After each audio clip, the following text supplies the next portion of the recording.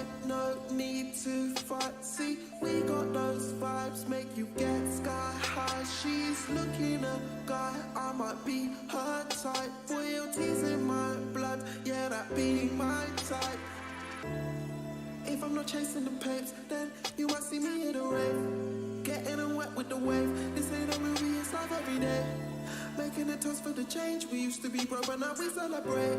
So put your glasses high if you're loving life. Cause we got the vibe. The vibe. The vibe. Cause we got the vibe. The vibe. Cause we got the vibe. The vibe. The vibe. Cause we got the vibe. The vibe. Cause we got the vibes. The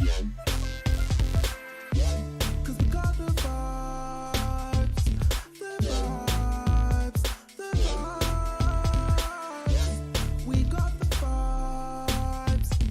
The vibes. The vibes. We got the vibes. You know that we got the vibes. You know that we got the vibes. We got the vibes.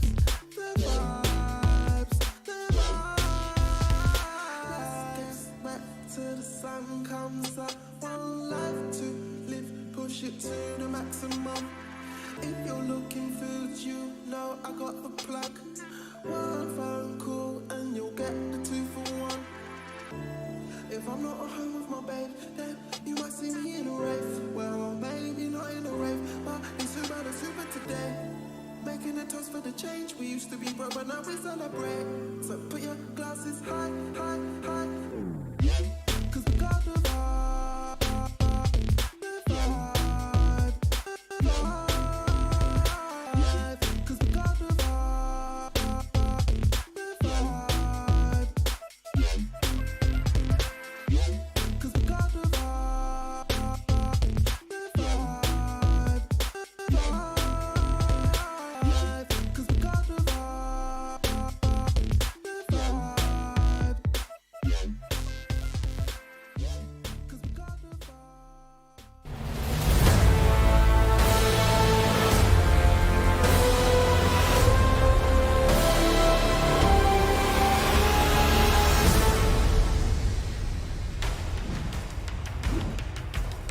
What's up, DreamHack? We're back. Scrawny and Launders coming in hot for a little North American action, and we have 100 Thieves, Evil Geniuses. Launders, I want you real quick. Tell me why this matters. Why does this inconsequential match matter? One team is 0-2, one team is 2-0, but these teams have beef. Okay, I'm not going to cast this game without drawing some storylines. If either of these teams phone it in, they are not professionals. Chat does not want to lose to EG after a scathing twit longer. Thieves, since Blast, where they beat them, have been 3-0 versus EG, where Stan said they were predictable. And EG have another tournament coming up next week, and they just picked up Zeus. There are a lot of reasons why both these teams should want to win, and if they don't, they should feel bad. And we'll make them feel bad. Don't you worry. That's what we are here for. All right, 100 Thieves to the CT side, Vertigo first, Overpass next, the two guaranteed maps that are going to set to unfold. My goodness, did 100 Thieves look great yesterday when they dismantled Cloud9. I was coming into that matchup with really high hopes for the boys in blue, and the Aussies put an end to it. So let's see if they can also just batter Evil Geniuses while they're down in the dirt. It's this 3 versus 5 towards the B site that wants to get moving, but Breeze, he's just going to cool his jets for a bit here because Tarek feels like he also has an opening, and he's also the bomb carrier, so he's kind of more important. He's a valuable target, so he can't pull off this lurk without a little bit of help. 100 Thieves seem aware of the threat, pushing to good spots. Jacob, does he hit the one tap? One can only hope, but I think he's going to get mollied out by Stan. Flashbang goes past the corner as well, so that's not going to blind any of the T's coming in on short. They do take down a body, and Breeze looks to grab himself another, but no. It's another excellent flashbang from Stan. This time Tarek is able to take off ahead. And they're just looking for these last 3 frags, all coming in from the same direction. Stanislaw and Tarek each grabbing themselves one more. It's all on Gratisfaction, and he's down. 3v5 in the pistol. Awesome stuff from EG. One Molotov to rule them all. That one from Stan was perfect on Jacob. It allowed Tarek to open up the site completely. The patience seemed to have paid off. He could have taken that bomb into the site too early on the lurk and lost the whole round. They actually pulled it off 3v5. If that doesn't fire you up, I don't know what does. 100 Thieves are going to be really pissed off about this. They are now going to buy up. They've got a lot of utility. They've afforded themselves 1 SMG and are going to fall back on a lot of their utility to try to delay, maybe get some damage in. Scary round here for EG, although they have 3 rifles. Ooh. A little grenade damage here versus Cirque. He's going to look to dunk a frag of his own, but Azure dodges that one, sees it coming from a mile away. Gratisfaction at the base of the A ramp. He has a duel versus Ethan, and CZ versus Mac-10 at this kind of a range. Well, you know what? Gratisfaction's happy to stick around here, but there are more players coming to help Ethan. Definitely not wanting EG to give away guns for free. He doesn't decide to aggress this on his own, but Cirque makes him feel a little more confident. That's both of the Mac-10s playing up ramp, but Gratisfaction's gone. Will not know if this is some kind of honeypot by the CTs. We have peeled back into the site. They don't know if there's a stack awaiting them. Ethan will be first contact up the ramp. They're using their 2 low-value targets here with just the Mac-10s to try to scout for information. Good kill by Cirque. Opens things up. That was Gratisfaction, who was peeking down the ramp. And it looks like the CT's attention has been drawn largely towards mid and B. And so, Evil Genius is going to move this one forward here. We get that execution off the utility, as seen previously in the pistol. Tarek going to be planting. JKS not going to do any kind of wall damage with that gun. Little shooting peas. But they're going to peel off from this one. Mohan, I got my haircut in this shirt, and I accidentally put it back on, so the tiny little hairs are picking my back. I'm going to leave you alone for 30 seconds, okay? Please, please, be right back. You just made all the viewers uncomfortable at home who have to remember what that feels like. These days, when you go to the barber, they tie the towel on tight, and it allows you to get the haircut and leave.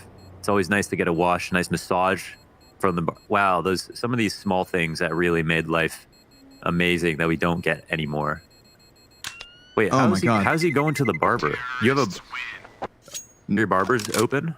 No, sir. I would not do such a foolish thing. Okay. My mom helped me. Your mom helped? Did your mom cut your hair? She did. She did. Loud and proud, but I've cut my dad's your own once. Oh, good for you. Yeah, Hope and my own, fun. yeah. You guys bond? Did you shave his back hairs too while you were at it? We're not a hairy people, actually. We're like a hairy clan, a hairy family. For some reason, I mean, I have lots of hair on my legs for some reason, but I have no hairs on my chest. I'm like a reverse Moses, really. You know, lots of hair on my head, no hair on my chest. Nobody's hairier than Chad Sponge Burchill, and that's where we leave that. Yeah, no, we've got the same legs. You're referring to him waxing his legs? That content is still available on the internet that you can go and watch. I think it was done for charity. Movember, if I'm not mistaken. I don't know if it is safe for work, but you can go and see Chad's waxed legs if you'd like, if you put in the correct words into Google. You know, a little bird told me that he actually just kept shaving them out of just preference. Listen, I shave them because I think it improves my lap time. You know, it allows me to be more aerodynamic. Yeah, just like Jacob. Boosted up, on short, nothing stopped him. Insta-deeg. I love these boosts. I feel like because of the wooden walls that used to be on short A, people really got away from those boosts because it was so easy to just like spam damage back through to catch them. But with the metal wall, even if you do catch a boost, it's hard to punish them on the retreat. So very cool to see it coming back in, and there's variations of it. But alas, we do have Evil Geniuses working over towards the B site. Jacob takes down Ethan elsewhere. Breeze looking to make this space. It is the 5v3, but it's starting to get cut down. JKS in now. SMG not going to be enough, but Jacob moving forward with the Deagle. Tarek's giving that cover, and it's enough to get it down to the 2v1. A Deagle ace is on the cards. Jacob, this is hard, but he still got it. Unbelievable pistol play. 100 Thieves puncturing through the scoreboard. Oh my God, Jacob rescuing them from the depths. How tilted would they have been to lose another 3v5? And it seemed so likely. You know, brought to you by the fact that, of course, Jacob has to get every kill by himself. Yes, they only had pistols, but they were saving armor and recycling it and still couldn't help him out. They got onto the site, and Breeze looked like he was about to have one of those mid rounds that he always has, where he disregards how many players are left on his team and gets 3 kills despite having every disadvantage in the book. And yet, 100 Thieves pull that back. And Breeze's response was to copy-paste big dick in all chat. That's his answer to that. Jacob, you've destroyed Evil Geniuses, and you did it in the 3rd round of this map. That is unreal. Right into the gun round as well. That's the beauty of it. You know, it's a boost to the CTs, but Evil Geniuses, that's not going to break them. If anything, it should fire them up. You're going to let somebody like that get away with something twice? You'd hope not. Tarek on the entry, looking for the CT overside of the sandbags. Gratisfaction's in such a dangerous position, yet he still comes up with 2 kills. And there's more to be had if he wants to force the issue, but he knows the advantage they hang on to, so he's just going to fall back into the site. You gotta love the patience to stay up there, and yeah, the composure to not move very much and just rely on the flashes. Doesn't freak out at all. It's a kind of calmness that you love to see out of Gratisfaction. EG, search and respond. Nades will come out. 3-on-4 situation. We've seen EG get out of worse. Grat still posted. That same Molotov to interrupt his boost. This has been a consistency in the A hits. That's wall bangable, but he's so damn blind. I'm sure he's not even certain if he's still alive, but he unfreezes himself, starts rattling those op shots down range, hoping to catch somebody. And Stanislaw, well, they heard those shots connect to his chest, so he has to retreat quickly. He has 20 HP, Ethan on 48. It's really just Cirque on 100 health, and the utility now all in the back pocket of 100 Thieves. There's even little team stabs coming in. Oh, that's not going to make Ethan's job any easier. He's the first of the last 3 to fall. JKS's spray good for 1. Azure sticks bomb as Grat gives cover. And that's a 3-piece from Gratisfaction's op. Double for JKS. And another round for 100 Thieves. Ooh, it came close, though. It really did. The setup onto the bomb site was perfect. The 2 flashes on Gratisfaction disallowed him from spamming the default box, as he pointed out, for 3 shots that he could have taken potentially to deny the bomb plant. The flashes were perfectly spaced. They were perfectly placed to cover the right amount of angles. EG's utility usage towards A is terrifying right now. And Gratisfaction nearly ended the round early. Ooh, USV is going to work wonders right now, yeah. Azure comes in to help quickly. Evil Geniuses just trying to fluster the players on the top of mid. Breeze, in the meantime. Nice Tech 9. We got to have some updated Tech 9 stats. How many people have switched? Because it seems like a lot of people are drinking the Kool-Aid these days. Yeah, it's happening. I think there's an element of nostalgia, too. I mean, the gun is in a very good place, but it also just feels nice. That doesn't feel good. Liaz wallbang to kill Breeze and seal off this 5th round. So sure enough, 100 Thieves down 0-2, and then swinging 3 in a row to get themselves that early lead. I like this because it feels like they're both hitting heavy right now. Really good utility usage from EG, but the responses are great from 100 Thieves, and staying calm is big. And you love to see Gratisfaction having a good map. You know, we've talked about him a lot, and we've seen him play well. We've seen him be inconsistent. And oh, that's a new setup for the flash. You don't have to stand on top of the rail and give Connor Vertigo. I appreciate it. Ramp. Yeah, no one's actually pushed up close here. Ethan, how far does he want to go off this information? He maybe assumes they're not going to anticipate someone going that far up. Another well-timed boost, though. Perfect. He even sees the second, but again, doesn't want to shade away there. See, and then you get this desperate wallbang fight. And this used to work way better than it does nowadays. Gratisfaction welcomes Cirque into the peak. Breeze next in line. 3 members up for Evil Geniuses. Again, they're trying to play off of that deeper utility, and they actually punish JKS, who got a little adventurous there towards short. Yeah, he was a bit frisky, wasn't he? I don't know how that duel came about, but it does bring it 1 step closer for EG, although they're so low on HP. Jacob's still working with a nice angle. Could catch Stan, and yeah, sure enough, he's playing with the minimum, and yet still able. 2 bodies up for Evil Geniuses, both of weak on shaky legs. Satisfaction waits for the smoke to fade. He gets flashed. That's a good push pass. Breeze. Big double. They find that timing, and they found the counter-terrorists all clumped up. Now that bomb's been dropped. So Ethan, he doesn't have a choice but to either save or force this fight. Jacob pops up, takes his head, and finds the 4th round on the board for 100 Thieves. You've got to laud the effort. It was an amazing flash. It allowed Breeze to light it up, give them their best chance back into the round. Another 2v4 comes close. The hold is nice, though, man. Jacob looks super solid. Grat looks super solid. Liaz went as far to say as he felt like this was a 65-35 matchup before this game started, somewhere around there. And again, you know, we go back a few months. Their last time that they met on LAN, it was EG to win the series, and for Stan to say that he felt like 100 Thieves don't change enough when they play against them. Well, now they've got your coach, so things might change a little bit. By choice as well. There's no kidnapping. No, for sure. Yeah, it wasn't like a poaching situation, you know. But that's what I want to see. You know, you want to see the blood boiling in this match to make sure to claw back every single round. I think in terms of pride, there's a lot on the line. And for 100 and for EG specifically, they've just got to get back into good form. We've had conversations in the Twitter sphere just about how important confidence is recently. And, you know, your confidence doesn't come from anywhere. If you lose a lot of matches, your confidence goes. Liaz hears the footsteps stampeding towards him. Knows a man gets past, so good job here by Evil Geniuses to fluster the defense, but Jacob's looking solid today. 11 kills, 3 in this one, shutting down that chaotic push that Evil Geniuses timed very nicely. You could see Liaz, he had way too much to handle, and so that gave them something, a little bit of footwork towards the bomb site, but the firepower bests the pretty footwork, and that's a 5th round. 100 Thieves, 3-point lead, looking strong.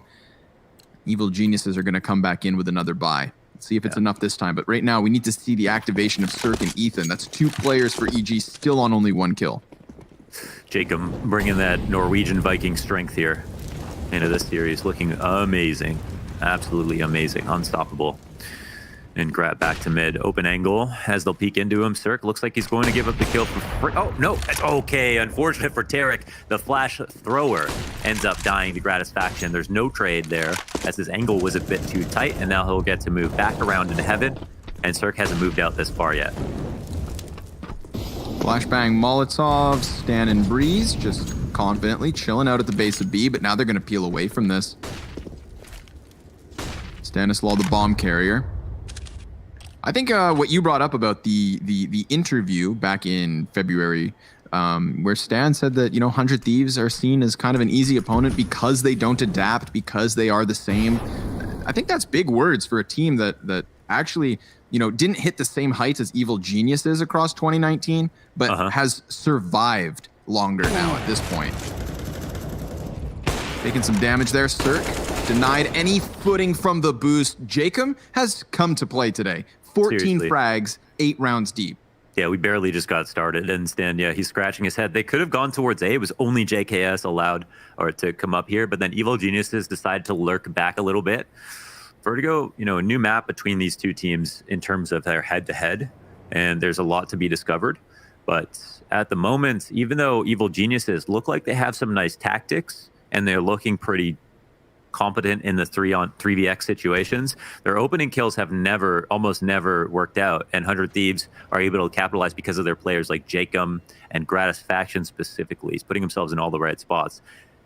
You know, that round, a bit unfortunate that Tarek dies trying to flash as well as bait a shot, running right into the shot after Grat's blind. I mean, basically pulling the trigger for him here. This is, you know, a situation where Grat would have shot and fallen back if Tarek, even if Tarek hadn't peeked and allowed Cirque to move up a little bit. But not getting that opening kill is working heavily against them. Breeze? What? Oh, backstabbed. Do you take that much from a teammate's backstab? I think so, man. Holy smokes. It's got to be a right click. Yeah, no, absolutely. Otherwise, it's malicious intent. If that's left clicked, he must have got left clicked 3-4 times. That's when you go to jail forever. Damn, man. Yeah, that's Evil when you don't Geniuses get not bailed. giving themselves the best chance. This is a position that I feel like we're seeing more and more often. We just had a player boosted into it. If we get JKS challenge, we'll see it. But no, he already gives up the boost on the back of the A site because B is the commitment. Tarek's going to be playing close to green. Could line up a bunch of bodies. Big spray from Tarek. He takes 3 players with him, but it is still even regardless of his best efforts. JKS and Jacob, 2 of the hardest hitters for 100 Thieves versus Stanislaw and Ethan. There goes the first one. Over the top of the smoke, Jacob finds the angle he'd hoped for. And Ethan needs more kills in this round than he has gotten in the last 8. He finds nothing. Cheeky position from JKS and Jacob getting eyes over smoke and laying down the law. Awesome effort here from Tarek. He gets the player in the back first and then clears the closer who were distracted with his teammates, but nothing more from Evil Geniuses other than that. Imagine having Tarek get a 3K spray down on your site, you not winning the round. You have a commitment to the execute where you get all of the important parts of the map. You just have to clear back generator. Tarek didn't seem like he could rely on his teammates to help him out. He takes matters into his own hands, destroys Gratisfaction, who got the opening kill, his teammate who's helping him out, a 3rd player rotating in. He gets killed by a 4, so he gets information, and they still lose with the site. They don't get the bomb planted. They let their smokes go up. It's like a execute with a half commitment. And it was great flashes to get them to that point. And they had every single one of those CTs in a bad spot together in the same spot behind the generator. And they still just couldn't go ahead with the plan. Plant the bomb, get better post-plant spots, and go from there. Got a little tech issue here. Nobody fret. Do not worry. Enjoy the Parkour World Championships that we have the chance of enjoying. How's Dirk hurt already? I think he's from fall damage because they're hopping around T-spawn. Oh, okay. But he definitely had 100 health like everybody else when 100 Thieves asked for the tech. So okay. They all screamed off in all chat. No absurd Sparkles wallbang this round? No, sir. Nothing too wild. Azur Pepe Hands. 100 Thieves had 3 of the top 4 rated players in DreamHack Masters North America before yesterday. They now have all 4. Azur Pepe Hands. I like the title comes in at the end. That's funny. Yeah, all 4. Wow. And as Banks brought up on the desk, they've been getting better and better, winning by narrow margins to looking more and more strong. And yeah, it fuels this conversation about the coach in a world where we only get tertiary information on how good coaches are. We all speculate, but then we hear things like this team wasn't doing demo reviews, and that makes you question things. And then you hear this coach has got to be good. This coach is probably not as good as we think. It's all conjecture and speculation. And I contribute to that. I mean, we all do. We have to. You know, incomplete information, you still have to make judgment calls.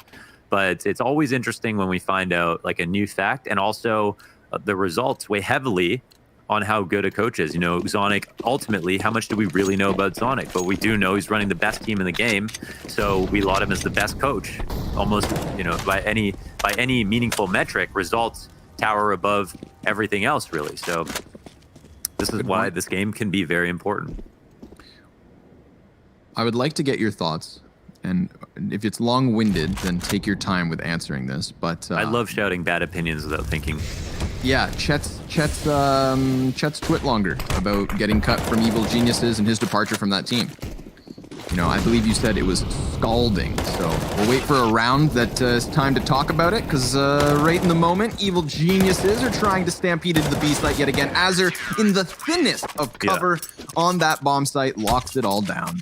Yeah, I mean, I root for drama no matter what, and so I just appreciate the transparency. I went with scathing, but it was a scalding hot twit longer as well. I think both describe it well.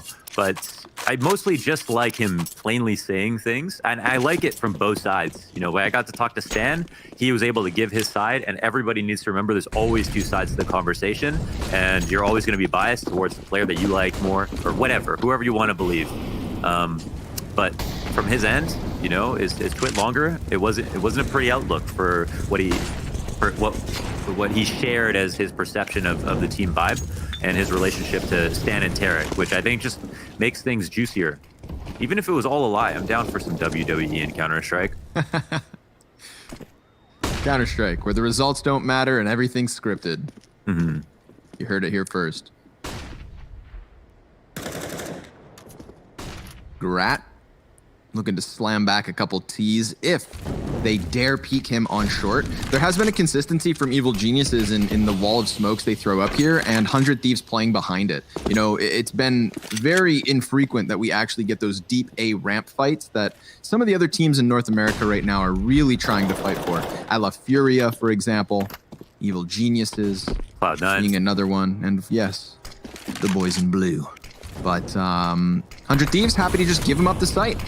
Looks like Jacob's going to throw himself forward as he probably feels like they are right here on the other side. Almost the three-piece. Cirque with the point-blank quickscope gets the trade frag in the end, but it does still cost 2 bodies, and it definitely tells the CTs exactly what's up. So with a single smoke and Molotov left on Cirque, I bet you they use those pieces of utility to try and ensure the bomb plant. They need more money. Hell, they need more rounds, but that leaves a gap. Grat misses the chance. JKS coming out wide for the trade. 2 kills to his name, looking for the third. Breeze still fighting at that 6-second mark. Now he's going to have to actually stick the bomb, and he is doomed. Azur comes flying through. 9 rounds to the Thieves. Not a chance in hell. They could throw bodies is the problem with the amount of time left to also plant the bomb before they lose. Jacob, dude, this guy, he is on another level of confidence right now. We see that last moment, he doesn't continue walking. He takes a fast step knowing exactly what's coming his way. Wonder if he would have even gotten blind if he hadn't taken that step, because he had full vision, allowed him to get the 2K spray down. It was a bit wonky because, you know, there's players popping out of a smoke left, right, and center, but he gets too easy. And Grat, another great opening tag. I mean, Cirque's low. It's, oh, he doesn't have an op either. So yeah, matters a whole lot, and matters even more now that the grenade can complement the tag so well. Another fantastic grenade on Stanislaw. And that's just going to activate them. They're just going to try to charge forward. The longer they stick around, the more health they seem to lose. So chewing through the defense seems to be the solution, but Tarek can't manage. Azur's going to get the best of him, and Ethan on half health easily dies to the nade. 2 frag grenade kills, not to mention all that softening damage we also saw. The utility from the Thieves looks fantastic. Jacob has 19 kills. This half's not over. He's looking for one of his most fantastic first half performances that we've seen in a long time. And yeah, there's still 3 rounds to go. And this might be another ADR collecting round for Jacob if they run at him. What a scary concept, you know, like right now with the North American scene kind of in limbo and all of the standings we've had in the last year kind of out the window. Well, what if 100 Thieves become the very best of what we've got? It's the Australian takeover, and I kind of like it.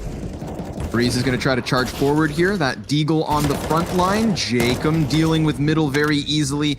Him, Azur, JKS, it's all coming together. And this is that conversation we have with 100 Thieves, right? I believe you put it so elegantly yesterday. They are greater than the sum of their individual parts. And right they're now, one with of the everybody, only examples that we have that we kind of unanimously agree on. You know, that the talent doesn't make sense when you look at the results. Now, that is obviously an opinion, of course. You know, I want to preface by saying that, but certainly a lot of people feel that way. That like for the talent that 100 Thieves have, they have like pretty incredibly consistent and results that make you feel like they're punching above their weight sometimes. So a team whose team play, in its essence, never seems to slip. You know, individual form can cost them on certain matches maybe, but it's always at least good Counter-Strike. And especially scary now that, you know, Gratisfaction has a game like this. Jacob looks like a legitimate superstar, and Elias in this event, as well as just recently, has been almost averaging 100 AR series. Whoa, Jacob gets the AK headshot for 97 damage. A rarity. Still all fun. We get that boosted position again. I'm excited to see if this one comes into fruition. JKS up on that box. It doesn't give you any cover, but it does give you a nice angle towards ramp, and then you have to fall forward and tuck into the elevator. So you can be caught if the terrorists are really quick, but it's one of those unsuspecting positions, I feel, seeing as it's coming into use more often now than ever. Kind of spots like this as well, you know? The new ones. The great part about, the fresh stuff, the produce. Now, what's nice is that when you do a boost like that, you can just fall back and you have cover. Also, you get 2 new angles to work with. Oh, no. Oh, flash. The flash. Even then, no. Oh, wait, no. JKS did damage as well, so it would have taken precedent. But here comes Tarek again, close up, like a landmine on these bomb sites. He goes to the top rope and fumbles. Breeze, nowhere to be found, both in this round and kind of the scoreboard.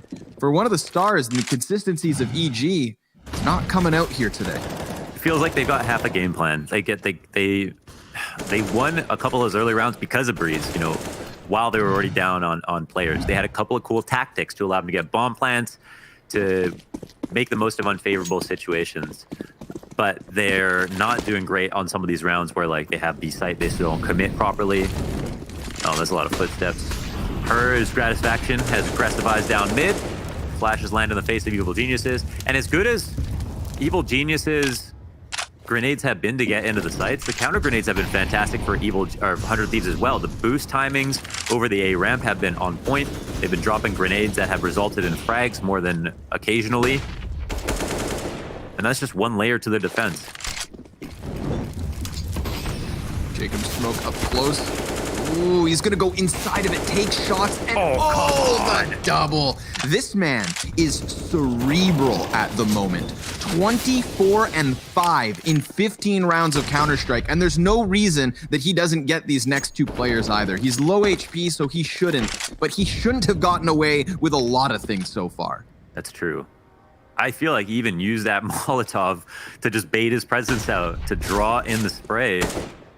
Is that Jacob peeking that? Yeah, it is up top.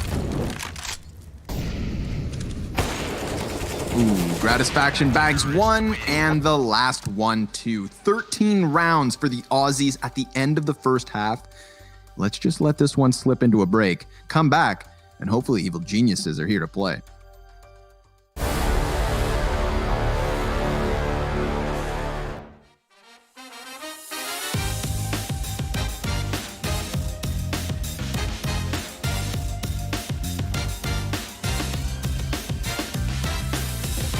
Turn big dreams into action. We gotta mix action with the passion. Time short, no time for relaxing. Be the first in, last out, make it happen. We gotta turn big dreams into action. We gotta mix action with the passion. Time short, no time for relaxing. Be the first in, last out, make it happen. Rise up, it's no time to lay low. Turn dreams into cream, get your pesos. Turn those pesos into bankroll, and in no time get the cheese like queso. I used to be the first guy to procrastinate. I used to waste mad time in my mind state. Was like, I ain't got time for the grind, but you never be great without work, let it marinate. I'm waking up and thank God for a good day. I never worry what naysayers gon' say. I take my ideas, put them in the high gear. By the end of 5 years, now I'm getting dumb paid. I keep my mind on point, mental kung fu. Won't let nobody tell me what I can't do. I lace my shoes, I'm on the move, I paid my dues. I'm a winner, so I can't lose. We gotta turn big dreams into action. We gotta mix action with the passion. Time short, no time for relaxing. Be the first in, cash out, make it happen. We gotta turn big dreams into action. We gotta mix action with the passion. Time short, no time for relaxing. Be the first in, last out, make it happen. Yo, I'm trying to be a mogul. Have my own brand with my own logo. Make a grand entrance, escorted by Popo. You can call me CEO. Yo, I got dreams so big they obese. I'm trying to make cash money while I'm sleeping. Why it can't happen? No reason. All I gotta do is put the work in, beast it. I'm going all out, baby, till we ball out. When you see me racking up wins, give me more clout. Time short, so I gotta get mine. I'ma grind to the finish line, homie, let's shine. We gotta turn big dreams into action. We gotta mix action with the passion. Time short, no time for relaxing. Be the first in, last out, make it happen. We gotta turn big dreams into action. We gotta mix action with the passion. Time short, no time for relaxing. Be the first in, last out, make it happen. We gotta turn big dreams into action. We gotta mix action with the passion. Time short, no time for relaxing. Be the first in, last out, make it happen. We gotta turn big dreams into action. We gotta mix action with the passion. Time short. An absolute bloodbath of a first half. 100 Thieves 13 rounds on the CT side of Vertigo. When we were almost done the group stage of North American Masters, the most lopsided score was Team Liquid versus Chaos, the very first map, 16-4. But yesterday, 100 Thieves posted a 16-3 on Mirage versus Cloud9. We lost our minds. We thought this is it, the new North American Messiah. But what if they go one better today and get 3 rounds in a row? A 16-2 blowout is a possibility, but it hinges on this pistol. And maybe on Jacob. 24-5 in this match so far in 15 rounds. We look at the talent on EG and you think, how can one man do that? 5 armor bought up here for Evil Geniuses. So they're going to hold, play preventative CS. Allowing a bomb to go down would be the most tragic thing that could happen at this point. Though it's mostly armor bought up for 100 Thieves too. They're here to fight. And it's only Ethan, so he's not going to fight. He's going to fall back, forfeit the bomb site, now having 2 teammates near him. They're doing some decent damage versus Jacob. Stanislaw, he is on a hot flank, but he's stampeding inwards. Oh, that's why. Just slick flick over to the corner. Azur gets deleted. And Breeze is trying to keep eyes on mid because they're not quite sure if there's the possibility of a T-side flank. 10-second defuse. It's going to be a long one. Ooh, and Gratisfaction, he's dealt with Stanislaw. All the while, CTs now start pushing forward. Bomb already halfway gone. They're really trying to prioritize the short play. Liaz kills them all. And just like that, it's 14-2. Tell me how Liaz only has 8 kills, and I can remember like rounds that he's played that he basically won it. What a sick pistol round by him. Yeah, they had no chance after they waited so long. I mean, Stan had to walk up. They had to push in. They had to push in and take attention away from Stan. Stan ends up getting walk pushed because they aren't putting pressure on the site, and they don't have a kit to fall back on. There was no way they could win at a certain point there. If Liaz has played the first 15 rounds only to be here for second pistol, I think it all works out for him. Poor guy hasn't even had a chance to get kills with somebody like Jacob just running around taking headshots all over the place. Just vacuuming up the ADR, yeah. Yeah, the Kirby style, you know? Yeah. So let's see if... Yeah, a little too much intake. Yeah. Settle your exhaust, bud. See if these 4 remaining CTs can actually stop this, because if not, it is 13 map points. And as much as I enjoy the levels of individual Counter-Strike EG can hit, I do not like what I have seen so far on Vertigo. Of course, of course. Only good things to say about 100 Thieves. Only bad things to say about EG so far. But yeah, they've made the rotate back towards A. It's fast for mid. Jacob, eyes pressed, nose pressed against this. Oh, and Tarek wins it with the CZ. 4-on-4 suddenly. And Bomb doesn't seem to have made a decision. Oh yeah, it's coming up the A ramp now. Grat's in a pretty good spot. But again, the rotations are here. Little peek around the smoke there. Ethan still able-bodied. 2 counter-terrorists get into short. 25 seconds. This is getting a little bit awkward. Really playing it down to the wire. Somebody's going to have to go back and really make sure short is clear. 15 seconds left. Gratisfaction, he's going to get pinched. And Breeze has his hands on the Galil. 10 seconds. Bomb's got to go, and it's dropped. They've stopped it, or have they? One last frag. 6 seconds. Breeze, he's just trying to hide, trying to find cover. He's getting peppered through the tarp, and JKS takes him. Unbelievable scenes. He tags him through the tarp on the way down, calling out that he rotated out that way. Could have jumped up. But you can't hide. You can't hide with the wall bangs. Look at that. I can't believe that. JKS can smell him. 16-2. I mean, there's no way this isn't a 16-2, right? Justin Savage, and the K is for killer.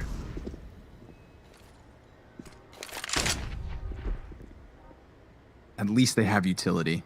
I mean, I'm fishing for a silver lining. You know, it's not the scoreline that makes this match exciting. It's the fact it's so one-sided to 100 Thieves that gets my blood going. So let's really focus on that. A masterclass of Vertigo. You know, there's a world where 100 Thieves walk in today, don't really feel the pressure as they've already topped the group, and it's all fun and lackadaisical. But no, that is not what we got. We've had fireworks for 18 rounds now. And they're about to sink their teeth into this A site, perhaps. They get into the connector. Tarek's down in the bottom, though. He gets his hands on an AK, and they have bomb. 100 Thieves, last round, also gave the CTs a chance to keep the game going, and they have it yet again. Can Tarek finish this off?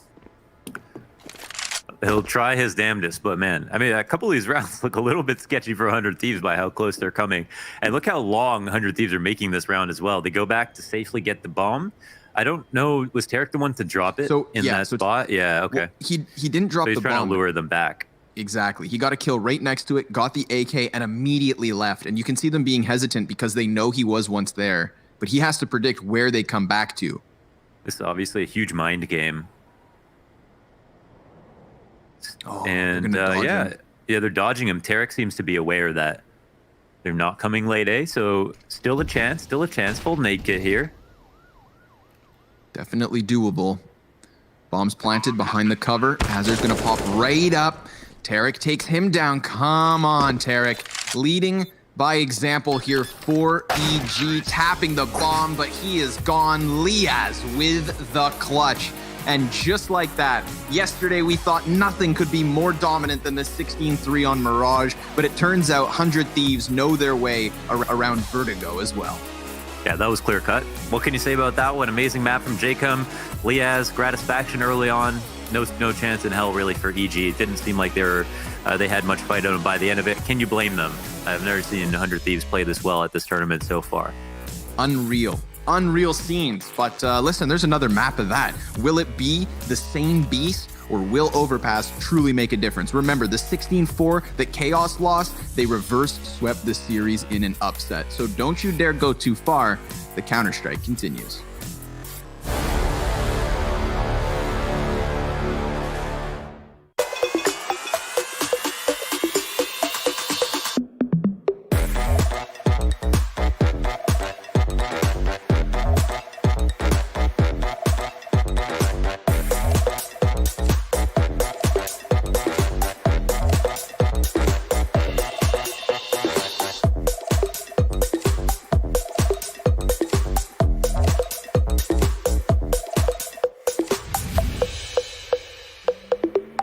Hey, it's me, Lily from AT&T. I'm back, working from home, and here to help. Hey, Lily, I'm hearing a lot about 5G. Should I be getting excited? Depends. Are you gonna want faster speeds? I will. More reliability? Oh, also yes. Better response times? Definitely. Are you gonna be making sourdough bread? Oh, is that 5G related? No, it's just like, why is everyone making sourdough now? But yes, you're gonna want 5G. AT&T is building 5G on America's best network. Visit att.com to learn more.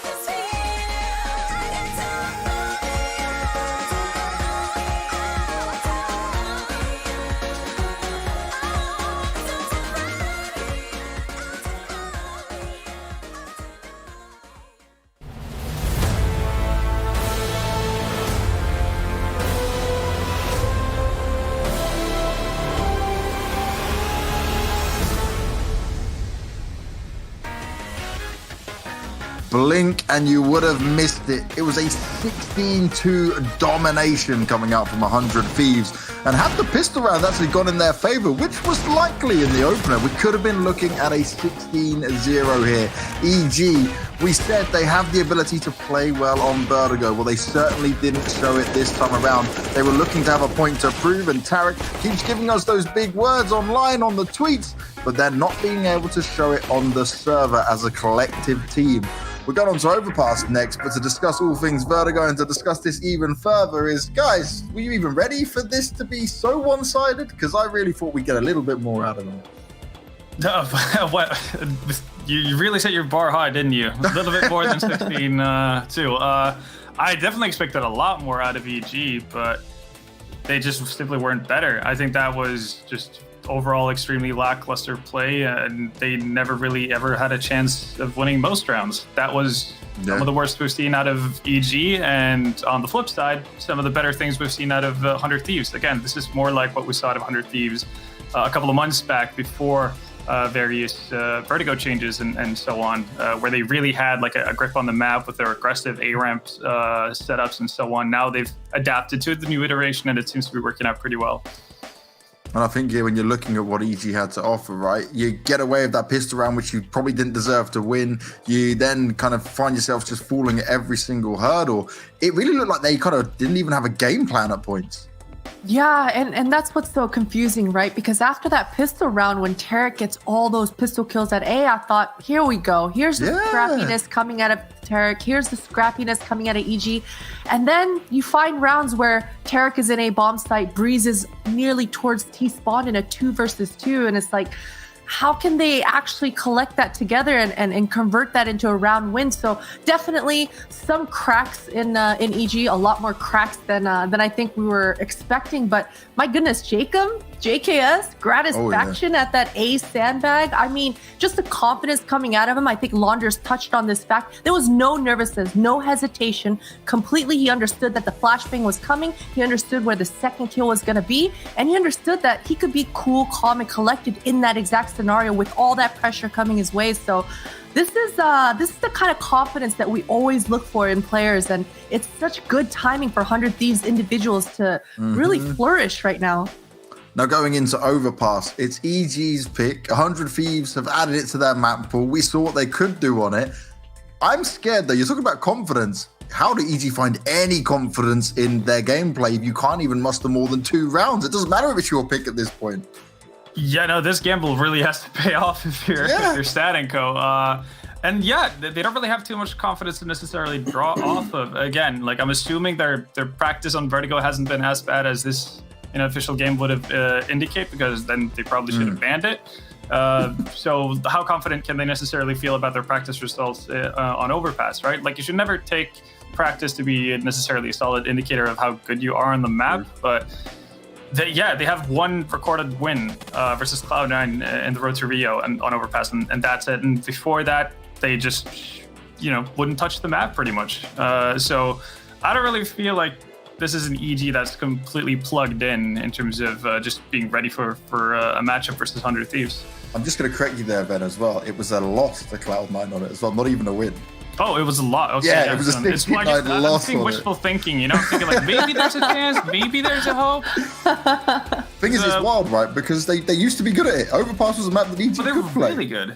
They were one of the best teams in the world on Overpass back in the NRG days. I mean, I don't even understand like how they fell from grace that badly on that map. Yeah. It's hard to put into words, really. We need to really see some momentum get going here for EG, but we're going to have to wait and see. It's time for us to get to a break. This could be a 2-0 for 100 Thieves unless EG step up beyond belief. You'll be finding out after the break how this game will conclude.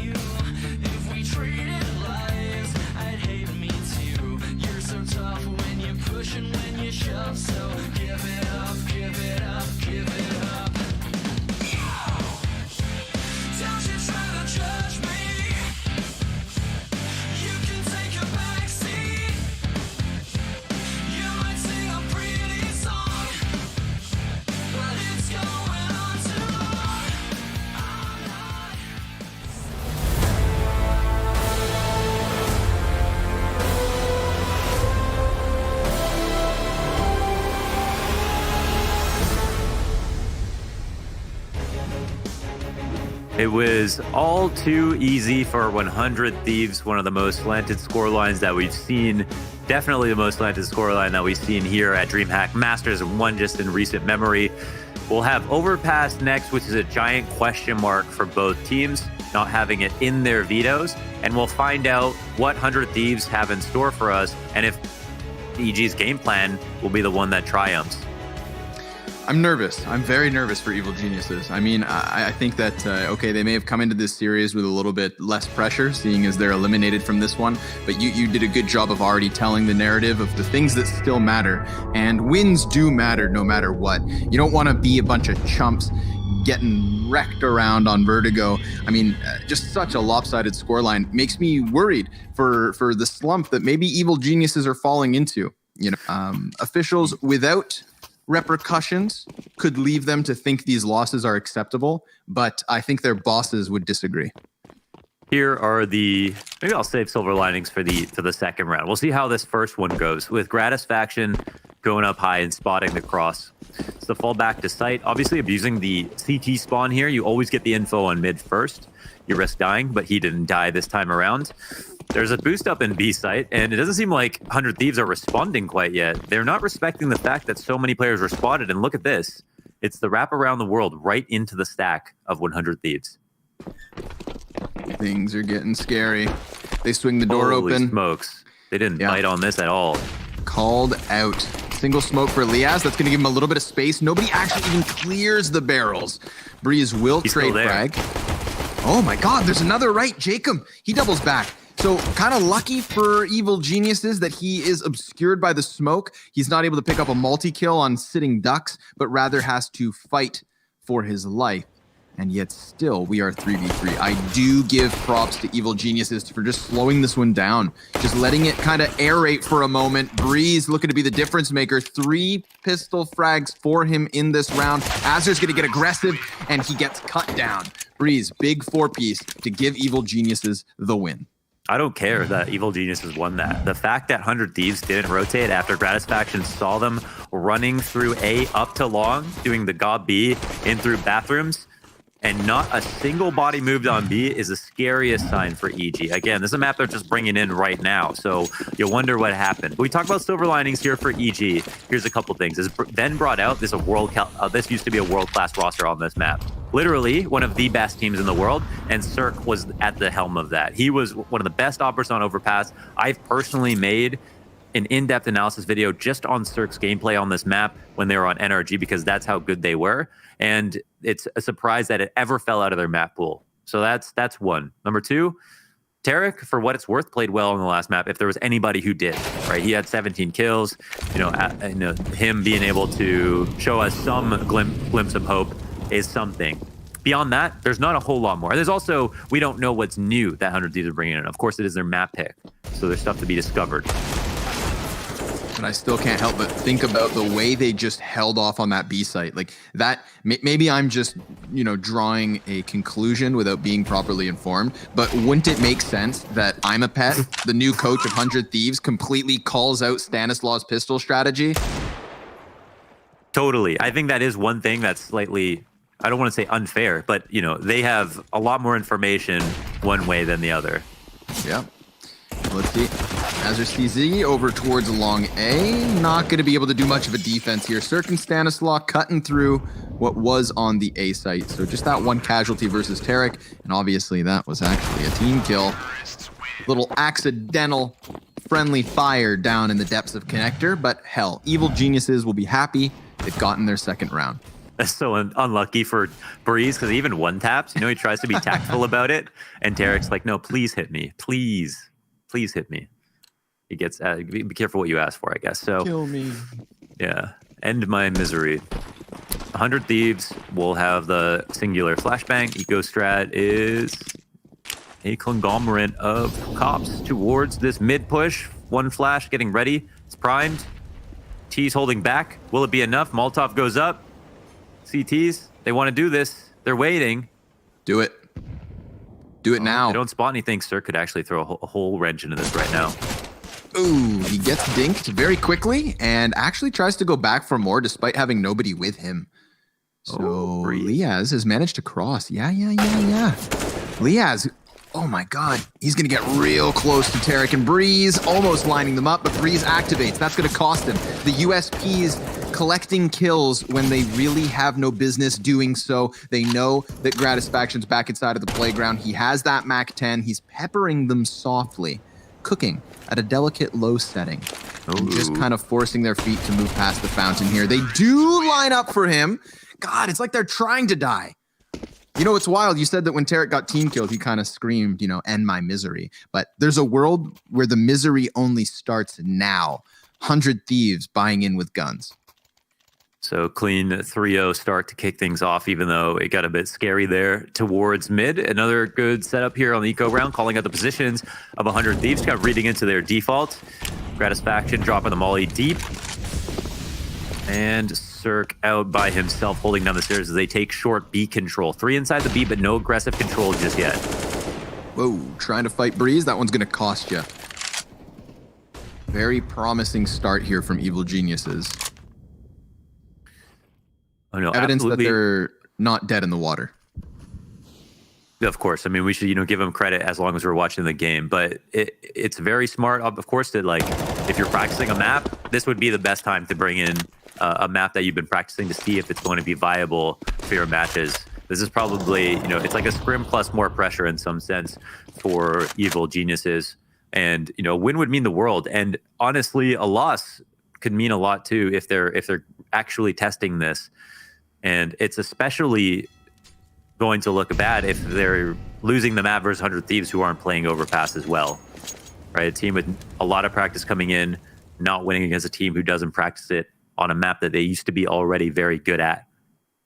It's not a very nice, it's a tough pill to swallow if that's going to be the case. But so far, so good for Evil Geniuses. Pushing up towards A. Oh my gosh, sir, almost catching that jump spot. We all know how dangerous it is. We also know how common it is for CTs to play there, especially when they're alone.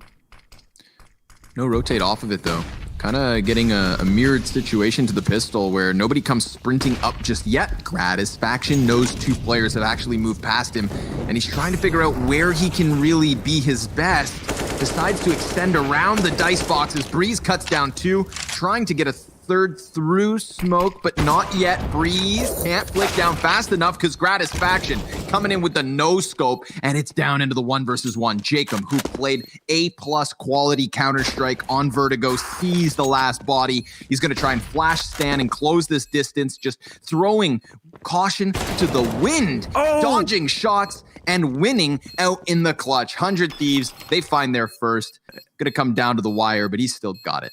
Yo, shout out to Grat for great movement around the box, and he gave his teammates very adequate information. Another situation where Breeze is a key factor in the mid round. Again, he was low kills last game, but of course, with the very few rounds they won, he had an insane impact, and that's just the kind of player Breeze is. He's always going to be so good in those moments. But Gratisfaction calling his position out, sharing again, corroborating the information at the perfect moments, holding down one side of the site. I mean, played so well for himself. And of course, that ridiculous 1v1 won by Jacob. Yeah, the jumping M4 headshot. Yeah. It looks a little unfair from Stanislaus' perspective. Yeah, it makes it hard. It's kind of like if Stan misses, he wins. So he prioritized missing as opposed to hitting. Oh my God. That was beautiful. Yeah. That was a straight up quick scope flick. I mean, that looked nuts. That was a Kodak moment right there from Cirque. And I'm all for it. I think that you re-raised a really good point. Cirque, kind of an innovator on Overpass as an opper. Absolutely, 100%. I mean, a part of that was Daps. Sure enough. Yeah, and then incorporating him. But yeah, it's a map that he's taken to. Oh yes, clip Ethan, off. Come on, bud. This is what you like to see. What we know are heavy hitters for EG. Starting to come alive here. Cirque, ops finding targets. Breeze, making space in those mid rounds. Ethan, slick entry. I believe he's only 5-1. So consistently standing, consistently fighting. versus 100 Thieves. They are in that 2 versus 4, but they're giving a little bit of interest towards short B. It's the one and done traded out. JKS falls, and that's Evil Geniuses right back on the board. 3 survivors is good for the cash, and this T side, even with that 1 versus 1 being picked up by Jacob, it's not looking too hot. Evil Geniuses, strong start. Showing us maybe more than anything that they were more uncomfortable than Vertigo. Also already looking very good. I mean, Cirque that shot was so beautiful. I mean, they could have lost it a couple of moments there. Liaz doesn't get clipped off by Ethan coming out of Monster. They missed that quick smoke towards Long. CT's had advantage maybe in both fights. So great sign for Evil Geniuses here. They very broadly avoided Nico setup from the CTs. So things are already looking a whole lot better after a couple of very nice callouts in the beginning of the map by 100 Thieves on these setups. They finally miss. They don't always miss, but they finally do. Cirque's ready for the boost. I like this. Come on. Nope, they decide to come charging out the door, so Tarek unleashed from the pit. Only good for the 1 kill. Cirque finds the fadeaway. Counter-terrorists grab the gun. You know, it's the little victories in life sometimes. Liaz gets to enjoy that while his team is cut down by Breeze. 5-1 start. This is good for Evil Geniuses. Again, I want to recall the very first match, the very first map of DreamHack Masters Spring 2020. We saw Chaos, to put it bluntly, get pooped on. And then they reverse swept the series. That reverse sweep was awesome to watch. And I think that if Evil Geniuses come into this tournament, completely fumble, go down 0-2, look like they're just complete slouches to be kicked while they're down, and then do the same thing, we'll be having a very different conversation in 2 hours than we would if they choke this. So 5-1 start, don't give 100 Thieves any room to breathe. Wholeheartedly back the statement. Breeze moving out by himself, kind of offhand throwing that smoke and the flashbang. Works well enough for JKS to fall back. The op shot neutralized as well. This allows them to pressure up a bit, but they don't have stairs control to couple with this. However, it's been Long that's been compromised all the while, and I don't think 100 Thieves have wind of this just yet. So smoke down to the end of Long so they can go and get pressure. It's funny how smoke can be used 2 ways. You know, CTs to stop and execute, but the Ts have so much ground to make up. This can actually benefit them. Also, feeds into the fear of the CTs have to watch their back now. And this is green lighting the move for Evil Geniuses to move out to bathrooms, catching gratification on a close angle. Ooh, but JKS, he's going to catch back 2. 3 versus 3. He is on top of the bomb. And he's being given a little bit of time here. So there's a world where he had already gone for the retreat. But he sticks around in the face of adversity. He wants to play off that bomb. Ethan, very cautious of it.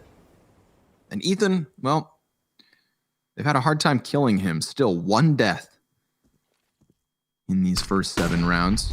Now, JKS off of the flashbang. He's going to start prying around the corners. Just next to him is Ethan. Flashbang, not going to make his job any easier. Ethan creating that space and more importantly, picking up bomb. But 15 seconds left. Liaz on the smoke. Tarek, unbeknownst to where that guy was at. Cirque, oh, he gets his attention pulled away. Liaz, the 2-piece is nice, but distracting that last player so his teammate could swing wide is really just icing on the cake. Definitely. I think Tarek had his headphones on backwards for this one. Not exactly sure how that audio cue went the other way. It might have got shot in the back. That sometimes happen. Get shot by your teammate. Then immediately you think that you see the red and you think it might be coming from the other way. You doubt yourself. Who knows? Hard to say. He's been shot before by his teammates in this map. But JKS has a lot there. I thought Liaz needed to do a better job of helping him out, honestly. Wow, aggressive push into Tarek this round. JKS takes a whole lot of damage, but he, wins stairs, stays alive, and has enough health. Ooh. Tricky spot for Liaz, doing great damage, though. God, those are some dirty little shoulder peeks. Seriously. Hard to say who's actually winning at this point. They've still got control of B. And for over 100 damage, they get a kill. So we'll see if that comes into play. Might be a very important round for Cirque to sneak back a man advantage. Ooh, more damage being done here versus EG. 71 HP for those 3 players combined. Real scary that Grat can be trusted to hold down A all by himself for so long. He never asked for rotates. I tried to quick math and I was off by 10. So now everyone can make fun of me. I missed it, so I won't join in. I won't dogpile you on this. Thanks, man. But I would have if I was paying attention. And I appreciate that too. You know, keep your friends humble. Good timing here from Cirque, little HP, but more than the rest of his team. So double frag is big, especially off of the AK-47. Did an awesome job of isolating those fights. And I think really the timing is kind of what surprised 100 Thieves. They were posted up. They were looking towards bathrooms. They were a little cautious about it. And it was really cool to see the stutter step from Evil Geniuses. Cirque, he walked around the smoke on his own while he still had players back behind him. So there's a world where, let's say Cirque dies. Well, either Evil Geniuses don't commit or they just creep in and get the best of that surprise timing. So it could have been awesome to watch, but Cirque, he does it all his own. Job is finished. 6th round of the board for Evil Geniuses, and he decides not to save the op because Breeze already has one. Yeah, they find the creative timing. The back dice box kill was everything. I mean, Satisfaction is peeking slightly towards Bank, trying to get that frag out to Long. Didn't actually see how that went down, so we'll spot it now. Yeah. Wow, See? okay. Look at this. Well, that's Crawls right through. Oh, that's how he... I see, okay. Yeah, so they found that. Again, very creative timing. Timeout here, called for 100 Thieves. Bad signs. EG had only 4 opening kills on Vertigo. Wow, damning statistic. Yeah, even the rounds they won when they hadn't gotten the opening kill. But you know what? Vertigo's gone. And as far as Overpass is concerned, let's pretend, okay? Let's make believe for a moment. Everybody join hands. If this was the first map of the series, we wouldn't think so poorly of Evil Geniuses at the moment. But because of the way they got dismantled on Vertigo, we were very skeptical as this second map began. So far, so good. This series, far from over by the looks of it. Yeah, I mean, I'm convinced that 100 Thieves just played a lot better. Not so much that Evil Geniuses ran, maybe towards the end of the map, ran out of gas, but definitely, you know, I think came to play, win this series. I don't think they can really stomach another loss, man. I mean, it's just been so bad for them recently. So, stairs control aggressed upon. They're trying to weaponize these AKs. Use the pawn USPs as bait. Come on, man, jump. Just jump down. That's the devil on your shoulder. Yeah. Oh, he's going to be a little more patient. I understand why. Setting up Gratisfaction's pistol to cause the distraction first and foremost. Jacob trying to just keep himself up. Good job, Observer, by catching the Azure frag. That was actually a crucial playground play that allows for the CTs to stick inside of Connector a little bit longer. If they lose a man over by Fountain, then you've got to either peel back or push forward. Instead, they can keep Jacob there and he chills. Rotates too late to be. Whoa. They're going to push through on a big flank. They actually recover a gun. A lot of reasons to save, of course. Liaz slightly low in HP, no armor. Lots of nades. I mean, they're looking at this. Cirque gets tagged up. He drops a shot. Breeze in the door. Door does not swing open. He could frag out in this spot. Oh, no. What was... Oh, wow. Almost looked away, and it could have cost him, but he snaps back up to the swinging door in order to sweep the floor with both those bodies. Now, it is still the 2 versus 2. Azer's getting that AK close. They could deal real damage to Evil Geniuses on their retreat. Ethan gonna walk right into JKS. Deagle only. All too easy. So both the counter-terrorists die, and whoop, bomb doesn't explode. No problem. He's probably a second away from death as well, yeah. Look at this. This is amazing from Breeze, man. He's so good at these. He's just so good at working alone on the T side. But 100 Thieves probably should have saved, huh? They had 4 rifles. They were low on 3 people, and Liaz did not have armor to work with. They could have won, but they had about $1,000 utility each. And I mean, you wouldn't throw away that advantage in real life, so why do it in Counter-Strike? I wouldn't do this in real life either. True. Oh, you hear those knees? I don't have the shins for that. He's suspicious. Oh, and he's correct. Awesome first pickup. The run boost up and over, and he very much knows that there are other bodies on the other side, but they're going to scamper back. They're going to flee. Bomb site hoppers. Man advantage to 100 Thieves. Emergency rotate with over a minute left on the clock towards A. The bathrooms are cleared out. They actually know that this has been played quite loosely into the mid round. So kind of a good read here from Evil Geniuses. A lot of the times we've seen 100 Thieves playing a single man on site spotting. This time it's JKS. Oh wait, is it Grat again? I'm like reading a 0. That's a 0 and a 7. JKS and Azza. Okay. Watching for the jump spot. Whoa! Cirque with another close one. Man, that one makes the heart pound if you're the player hopping. Seriously. Not going to want to take that risk again. Remember, last time we saw this kind of an ace split? It was just around the smoke from Cirque. JKS, good double mow down.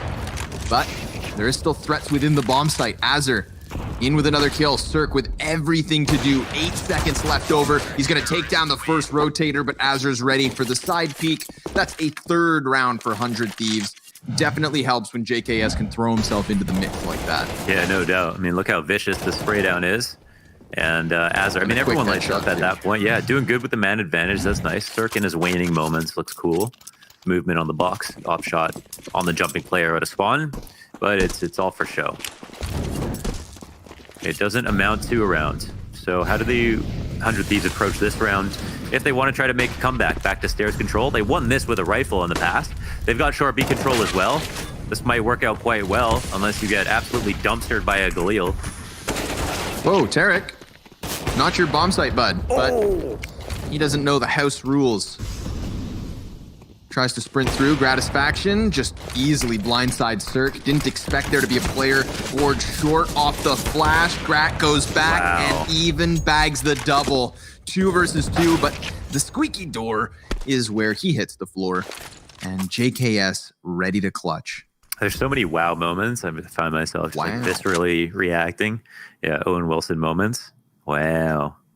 JKS. We saw the vicious 2K spray down last round. There's no op in the two players here. They could pick one up, certainly. Yeah, Galil as well. Still a little shaky at this distance. Oh, he's coming out now. He's coming out. He's coming out of his hermit crab shell. Oh, it's a tough one. Oh. Ethan, a very nice team ace for Evil Geniuses. All thanks to young Ethan. I want to see that headshot if we can. But Cirque, doing a good job. Gratisfaction. This was a big one. I mean, just besting the other opper, waiting for the appropriate time to peek wide. Ooh. Wow. Misses the first. Who says AK is not 100% accurate? Slow Ethan is smooth and smooth is fast, as Ven likes to say. As Ven likes to try to say. Yeah. Slow is super smooth and fast. All right, what are we working with? Very few tools for the Aussies. Frag and a smoke and a deeg for JKS. Only Liaz gets the Kevlar. Must be the VIP. Hunt the VIP. That's a game mode that we don't need to come. We don't need that game mode to come. Okay. Me and you in a 1 versus 1 IRL. You can have Kevlar IRL, or you can have a deagle. What do you choose? Well, I would definitely go with a deagle. Yeah? But I'm a reckless so actually, I guess, I don't know enough about it, but I feel like Kevlar in real life might not stop a Desert Eagle shot. Hey, you shot me with a Desert Eagle. I could be wearing I could be in a tank. I'd still die. I would die. No, man. I'm taking the Kevlar and I'm crawling through your windows. I got that silent USP, man. With a USP. Yeah. Catch me in the bushes. I know how you play it too. You'd be crawling around. You'd be calling. I would wait you out. Yeah, I would wait. You'd be throwing tactical decoys and stuff. 6 years from now, you think I've just given up? Nah. No, he's been in the kitchen cupboard the whole time, waiting for me to reach for the meatloaf. Yeah, come get some. All right, easy round this time. 100 Thieves, nowhere to be found on the B bomb site, so very relevant to my strategy. Look at Tarek. Look how scared he is. This would be you. Yeah, it's inconspicuous. Oh, me? Yeah, I'd be aggressively boosting into the window. Yeah, so another solid round here by Evil Geniuses. Yeah, it's so. I love how teams can look so different map to map. Like a team can look like completely incompetent on Vertigo, like Evil Geniuses did, and then suddenly look like a team that never played that first map. I mean, that's a great sign, of course. And this would be a huge revenge for Evil Geniuses. We flip it on its head all of a sudden with a scoreline like this after map 1. This is 100 Thieves. Gomez actually corrected me. 100 Thieves have won their last series, but one of them was on land because it was obviously Katowice. So, you know, since Evil Geniuses in the series before that won 1-2-0 and had those words about 100 Thieves. 100 Thieves would come back, won a LAN best of 3 versus them, then 2 online series versus them. So this would be a nice pickup for Evil Geniuses from that perspective. Whoa. Tarek's dodging bullets here, JKS. We've seen him get aggressive inside of connector at times, but that was a CT frag that did blow the squeaky door open, so his position, even if he's holding on the stairs and not peeking towards ladder, is all the harder without short B control as well. Double grenade comes over the top of the B site from Evil Geniuses, and it finds nobody hiding on the barrels. Gratisfaction walks into the scope of Cirque. He has been hunting these picks on the A site consistently, and now he finally gets one at a distance. Sometimes we've seen the terrorists get way too close without any kind of a kill. Round 13, not the case. Best part about Cirque right now is his game plan is a bit different. You know, he's working alone with this op. He's been getting kills on T side without any assistance whatsoever. Had AK impact. 4 Evil Geniuses outside B with this looming threat over towards the A site. They're trying to draw rotations. It's not working out at all. Evil Geniuses. Okay, no, they slightly bite on this. Azer's starting to make his way back up to A, but Liaz, eyes pinned on this monster push. See if Ethan wins this one again. Liaz, whoa, just a little bit of chip damage. Doesn't want to die himself, but the jumping Mac 10 from Tarek, good for 2. And that's a bit ambitious. Tries to fight Azer up into the heavens, is bested by the better weapon. And then the 4 versus 2 is meant to unfold, but 100 Thieves want nothing to do with it. They are just trying to get some sort of a semblance of a half, and they're going to need to bring it back in the last 2 rounds. 10 for EG on the T side already. This is an awesome turnaround. Like, I would love to eat my words, because after that first map, I was critical. I was borderline making fun of them. And oh, how things have changed. Lest we forget, Tarek's also won a major on this map, and he's the transplant to this team. So there's a lot of players who have a lot of overpass experience, and it's not like 100 Thieves are have probably 100 Thieves probably didn't expect this in the veto. So this is it should be the expected result, just not after that map. That's a couple of good kills, abusing the fact that the CTs don't buy in to head armor. They say head armor is a scam. We don't need head armor. Wrong. Tarek has no inhibitions when he has cruel a Mac existence. The last time the 100 Thieves roster, all 5, played Overpass before DreamHack Masters, they lost to G2 with Smiths and Existence joint top fragging. Well, we know that's never a good sign. Yeah. On that team. It's also not something we've seen for a very long time. So throwback. Indeed. Big throwback.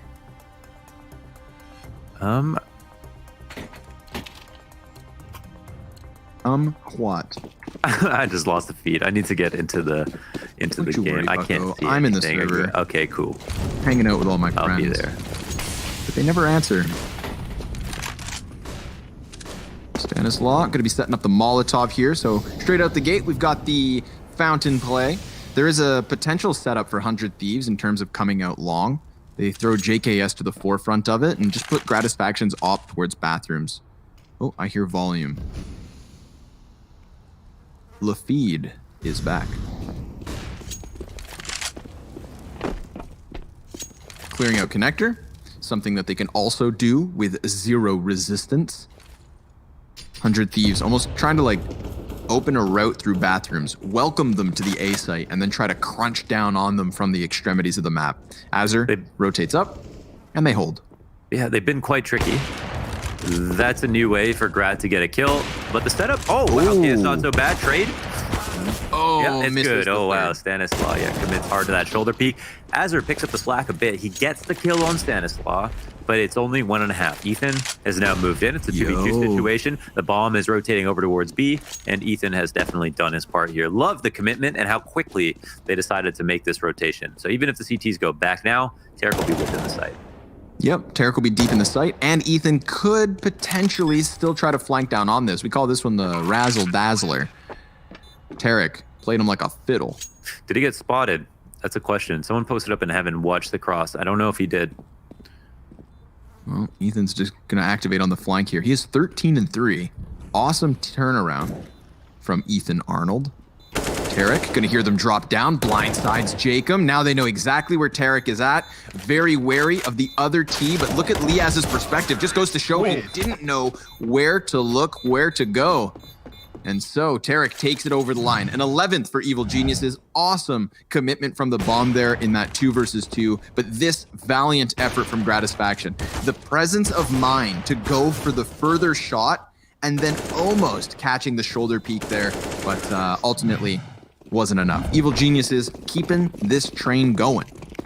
Looking very smart in the mid rounds. We know Evil Geniuses should. They're breaking open new setups. That is 100 Thieves are breaking open new setups, and 100 Thieves are Evil Geniuses that are still winning a lot of these rounds. They've got, excuse me, a few different types of executes that work very well, including the slow defaults. I think the scariest one is the monster hit, because Liaz is having the most difficult time getting a kill there. He's getting like a dink every single time and then getting dismantled. And if he doesn't get that first kill, they just swarm him. Like, that's what you're supposed to do. And that's when his job becomes just, horrific. So, Grat looking for another opening. There was a chance of that. And three. Yes. Whoa. He's trying to run away, but instead he stays and sprays for 2 kills. Ethan trades it 3 versus 3. Brother, Ethan has been the difference maker. Total lack of deaths. You know, that's the thing, is there's other players with just as many kills, but he is constantly alive in these mid-round moments. It's true. It is an indubitable fact, an indomitable fact. It is an undubious fact. Molly goes over towards long, flashbang dodge, Jacob drops bomb, and it lands on the feet of Azure. Stanislaw is going to have to clutch this one out, and they double peak to his demise, a 4th on the CT side, but it doesn't get any easier for the 100 Thieves. Join us after the break for the second half of Map 2.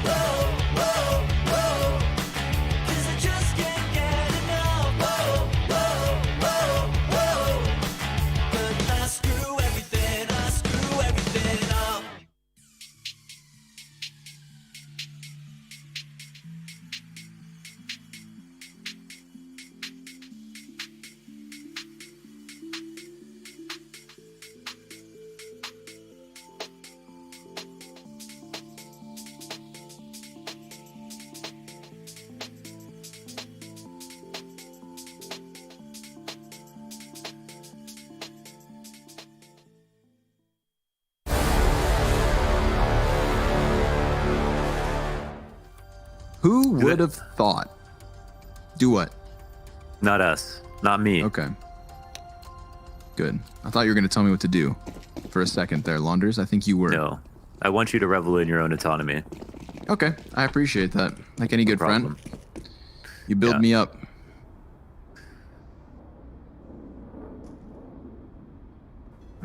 CT setup looking good. We can just see how pressed they are against the T's on both sides. Although they're not in a great position to open the door, so we'll see if they jump up or not.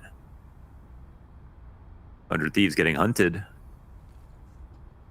This is gonna be the big pressured moment. Tarek up and oh my god.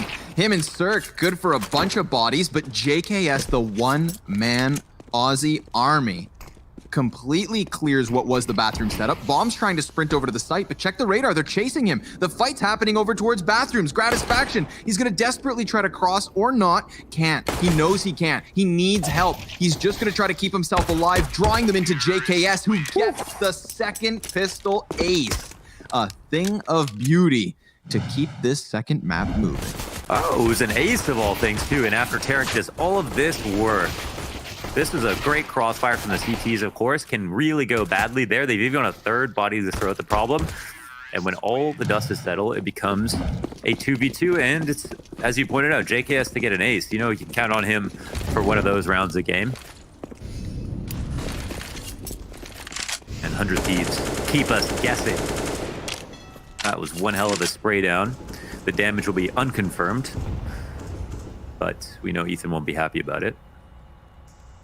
Unconfirmed, but definitely felt. Poor Ethan, a fifth of his health. Probably communicated.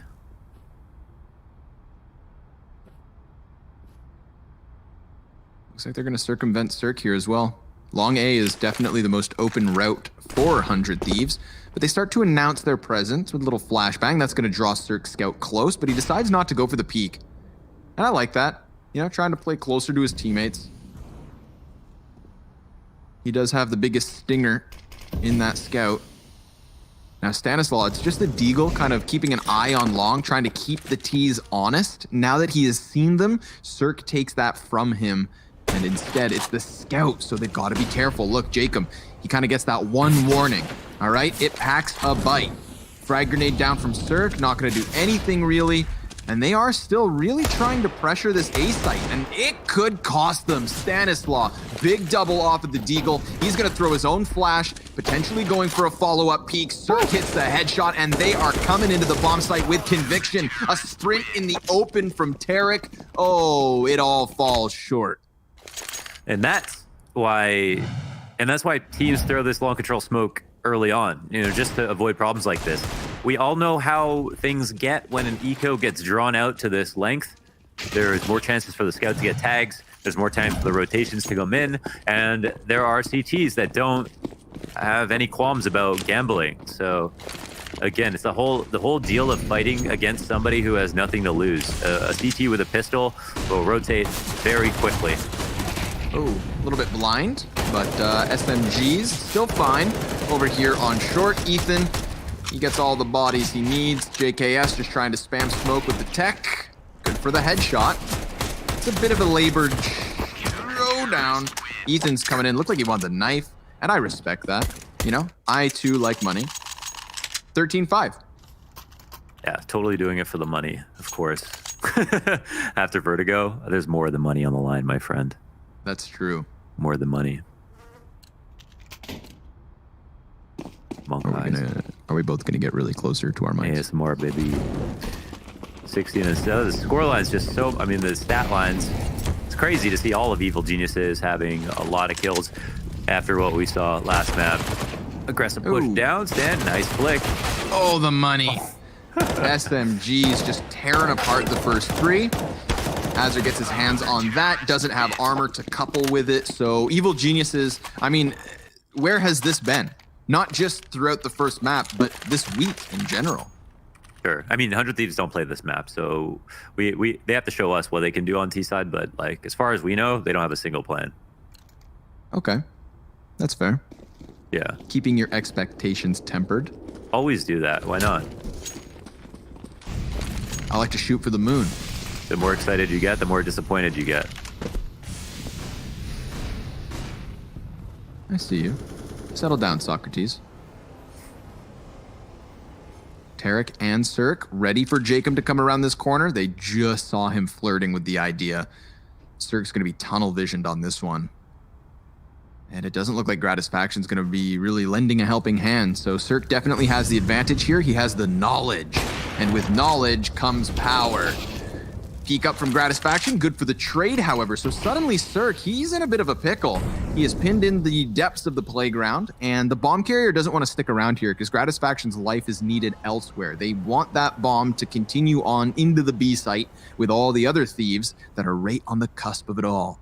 Breeze is going to be playing off the barrels. He loses his head instantly, and Azur flicks into Ethan. That one's nasty. 4 versus 2 here for the Thieves. They get their footing on the B bomb site. A deep Kobe. But it's a headshot of all things. Beautiful shot. They won't even try this, though. Looks like Cirque's still posted in the same position. Got the tag on Grat when he fell back. Heard him. Allowed Stan at laid up Stan to alley-oop Stan to get that headshot in. And 100 Thieves, they win a round. Potentially a flash in the pan. They try something quite simple. Azur has 2 of the most incredible entries possible, you know, dismantling headshot and the guy, which was ultimately a trap card for the MP9 that was up close. Not expectant of that kill, but still winning the duel. And 100, I mean, Evil Geniuses, again, they're pressed up against the win already. It's been 2 stompy maps so far. Not exactly the most exciting Counter-Strike from that perspective. The first map was super exciting because, of course, you know, Jacob with 24 kills at half. That's a storyline in and of itself. This one, we were led on to believe that, you know, maybe 100 Thieves could win it despite everything that happened, but we've got in just a kind of a nice surprise for Evil Geniuses. A nice surprise. A sign of life. Yeah, a sign of life. Matt Damon on Mars. Whoa, Cirque. Gonna go back at what worked last round, but doesn't stick around this time. Maybe not fancying his chances, maybe expecting 100 Thieves to try and counterplay the same opening as the round prior. He's gonna come at it from long instead, and it works. Busts Jacob's chest open, and 100 Thieves are gonna circumvent the long threat by pushing up the bathrooms. This is a really good call. They can actually get on this site for absolutely free. They just have to worry about long. Dodging the flash. Oh, Cirque hits the ground running and finds himself that second kill. I mean, Evil Geniuses knew just as much of 100 Thieves that it was gonna be a quick clash. Everybody's sprinting for the bomb site, and Cirque lays down the law. This is why you made a video about the guy. He's 20 and 10, 3 kills here in the 21st round, and Evil Geniuses looking like they can guarantee the 15. Liaz just busted open, and that's that. 9 map points here on Overpass.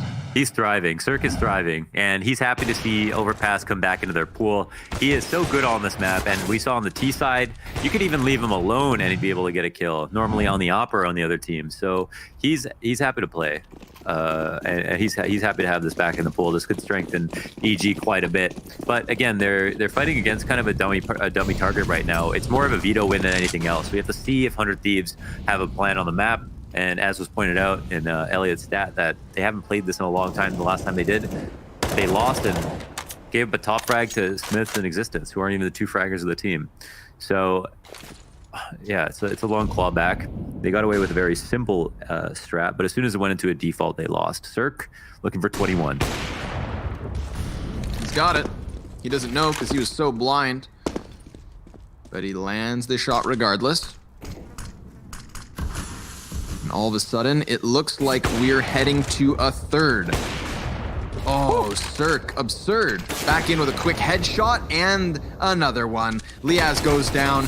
Other CTs over behind Optimus Prime, and it all comes crashing around them. That is a masterclass of Overpass coming out of Evil Geniuses, and I think they needed this. They needed something, some sort of a success in this tournament to at least, I don't know, give them a chance.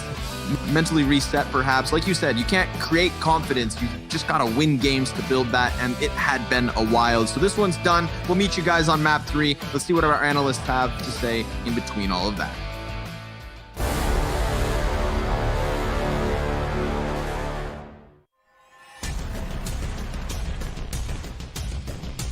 Flashbang's effective. They have got through the smoke wall here, but Chris J, he is the final boss of the bomb site. Now Spitty and Chris J to keep Mousesports alive. Oh, Chris! He's found 3. It's down to a 2-on-2. Chris, can he close this with an ace? Oh my God! Can they actually close this out? Boom, Chris. Fantastic way to start, and no scopes on him himself. Absolutely saving Mousesports. Hey, it's me, Lily from AT&T. I'm back, working from home, and here to help. Hey Lily, I'm hearing a lot about 5G. Should I be getting excited? Depends. Are you gonna want faster speeds? I will. More reliability? Oh, also yes. Better response times? Definitely. Are you gonna be making sourdough bread? Oh, is that 5G related? No, it's just like, why is everyone making sourdough now? But yes, you're gonna want 5G. AT&T is building 5G on America's best network. Visit att.com to learn more.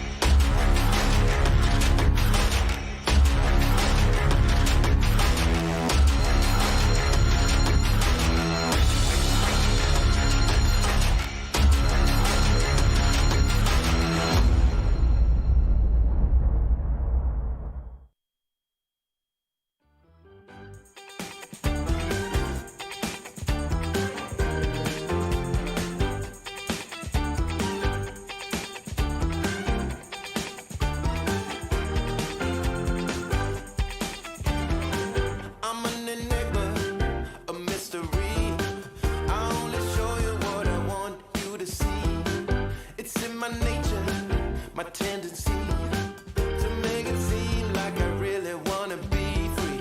But you see through my disguise. No matter how hard I try to hide, I'm just human. You see the signs. Your heart needs loving just as much as mine. Once and for then we retreat. Nobody's scared in what they need. So busy trying to make it seem like it means nothing to me, nothing to me. I want you to believe I don't care at all. Unless you got believe, I just don't care at all. When I come over, I'm nonchalant. It makes it hard for you to know just what I want. I talk in circles, yeah, I'm so confused. Maybe it's 'cause I think my kindness will be abused. Ask no questions, yeah, I tell no lies. You scratch the surface, yes, I think you'll be surprised. Don't be discouraged by the charade. If you're the one for me, then we can take it all the way. One step forward, then we retreat. Nobody's getting what they need. So busy trying to make it seem like it means nothing to me, nothing to me. I want you to believe, baby, I don't care at all. I don't care unless you got believe, unless you got it. I don't care at all. I want you to believe, I want you to believe.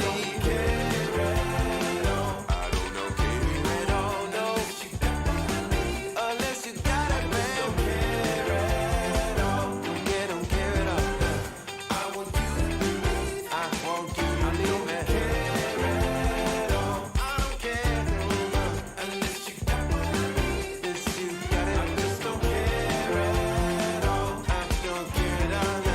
I want you to believe. I don't care at all. Unless you got it. Unless you got it. I just don't care at all.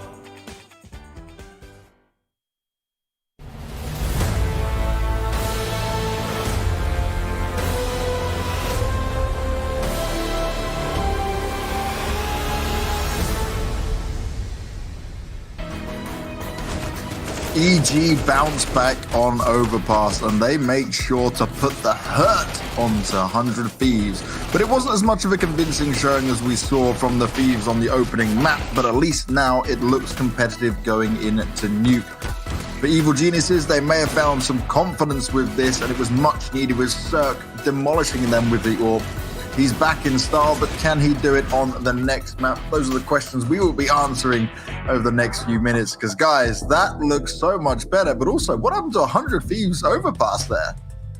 I guess we kind of have to put it on, a bit of a back burner whether or not they've properly added Overpass to the Red Bull or not.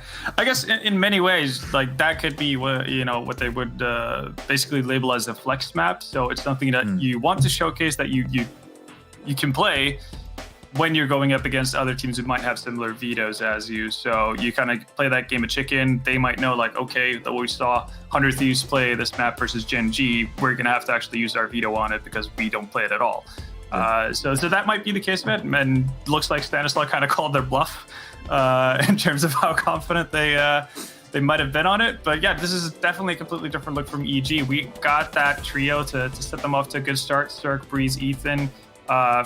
Just set the tone early on, and EG become a completely different team. That was so much more fun to watch, really, if you enjoy watching EG play.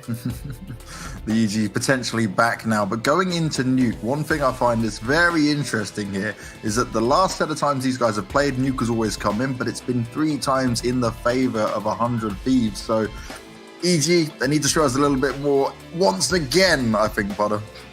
They definitely do, but I'm honestly looking. I don't hear Potter at all. Oh, sorry, I was muted. I have unmuted now. We're good to go. We're good to go.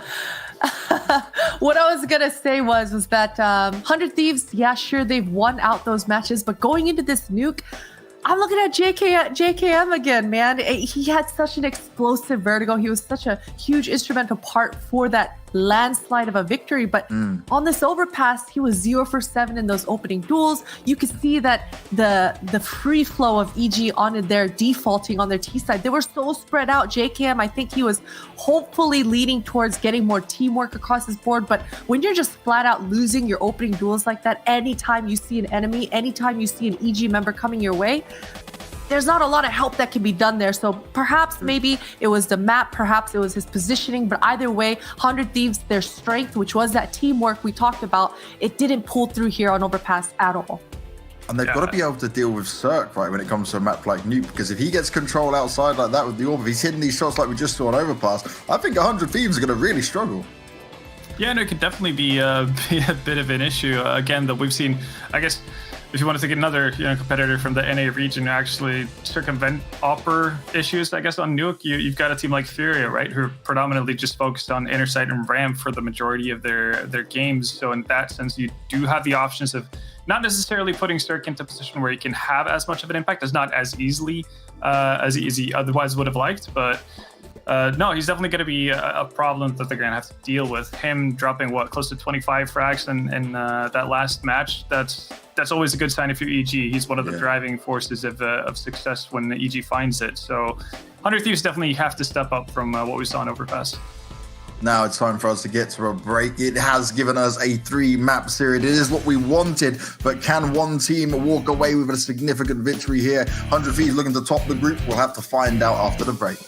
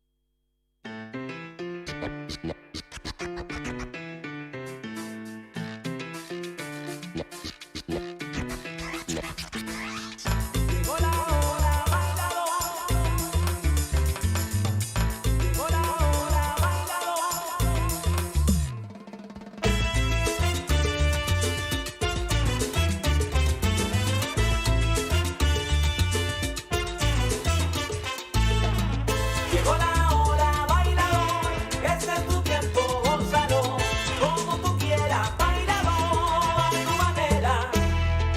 Este montuno es para usted, para que no pierda la fe en nuestra salsa, música de pueblo.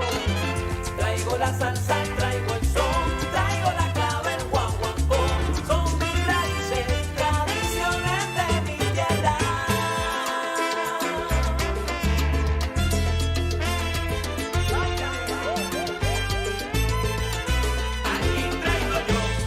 Lo que le gusta al bailador, salsa con clave y tradición. Llegó la hora, sigue, saca tu pareja y baila. Traigo yo salsa, lo que le gusta al bailador, te gusta, salsa con clave y tradición. Ritmo con fuego, pa' que baile como tú quieras. Traigo yo lo que le gusta al bailador, te gusta, salsa con clave y tradición.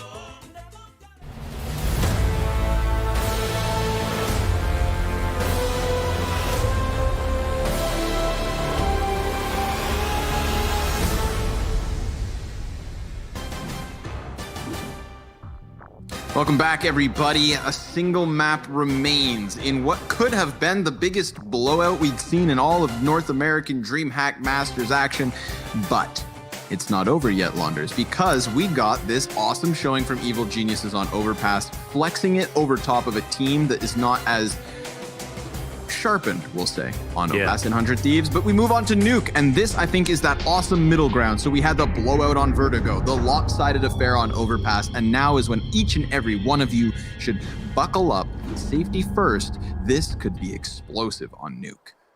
And chat, I know we don't always get along. I just wanted to bring up that I'm really sorry I made a mistake. They played Overpass once. It wasn't recorded as a win percentage because they only had once the last 3 maps.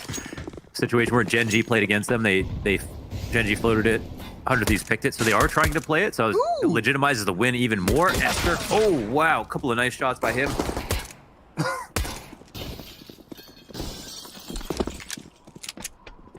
Breeze drops down from the heavens. Jacob's looking to clear it. There's a chance Mohan is dead. I'm good. Okay. JKS gonna catch Breeze back turned, but he can't turn his back fast enough. You know, there's always a bigger fish. Stanislaw, 3 versus 2 here. And 100 Thieves start doubling back towards Garage. Stan the man reads it like a book. The Glock shots from Jacob are good enough to at least get this down to the 1 versus 2. Oh, baby. The Gush versus Stan. Come on, come on, come on. I want to see them taps. 50 seconds left to make this happen. Jacob even gets the bomb. Little HP. Come on, folks. Get your bets in. What are the odds Jacob pulls this off? I'm going to go with EG on this one. Well, it may be the safer bet. I'm going to look to try and take your day rate. So I choose Jacob. Okay. He's able to swing the doors wide, goes for the back plant. Now he is so pinned into this position. I take it back. I take it back. The headshot. Too late. Your money's mine unless Stanislaw can get himself that third. But all the doors to the bomb site are closed. Jacob, he's decided to go into the dark corner. If Stan busts out the windows above him, it could be a tough fight for Jacob. But here comes Stanislaw, clearly announced, and Jacob's gonna take it. Did they ever stand a chance? 3 kills and the clutch. The 1v3, 309 ADR on this map. After this, a beautiful round from Cirque. Nice shot here from Stanislaw. You'd think no chance. Wow. And after that labored spray down with the Glock to the top of Stylo, you think this is over. Yeah. Crispy one tap into the ramp. The only way he could have won that, obviously, had it hitting that beautiful shot. What? I take cash, check, or e-transfer. Okay. Bitcoin? Big coins. You know what I'm saying? Not really. That's okay. Okay, Flash wait. over to yeah. just want to set that up as well. So, like as Ven brought up, so it just legitimizes that last one even more from EG because, as Ven brought up, that was a map that was floated against 100 Thieves, and then they picked into it versus Gen G.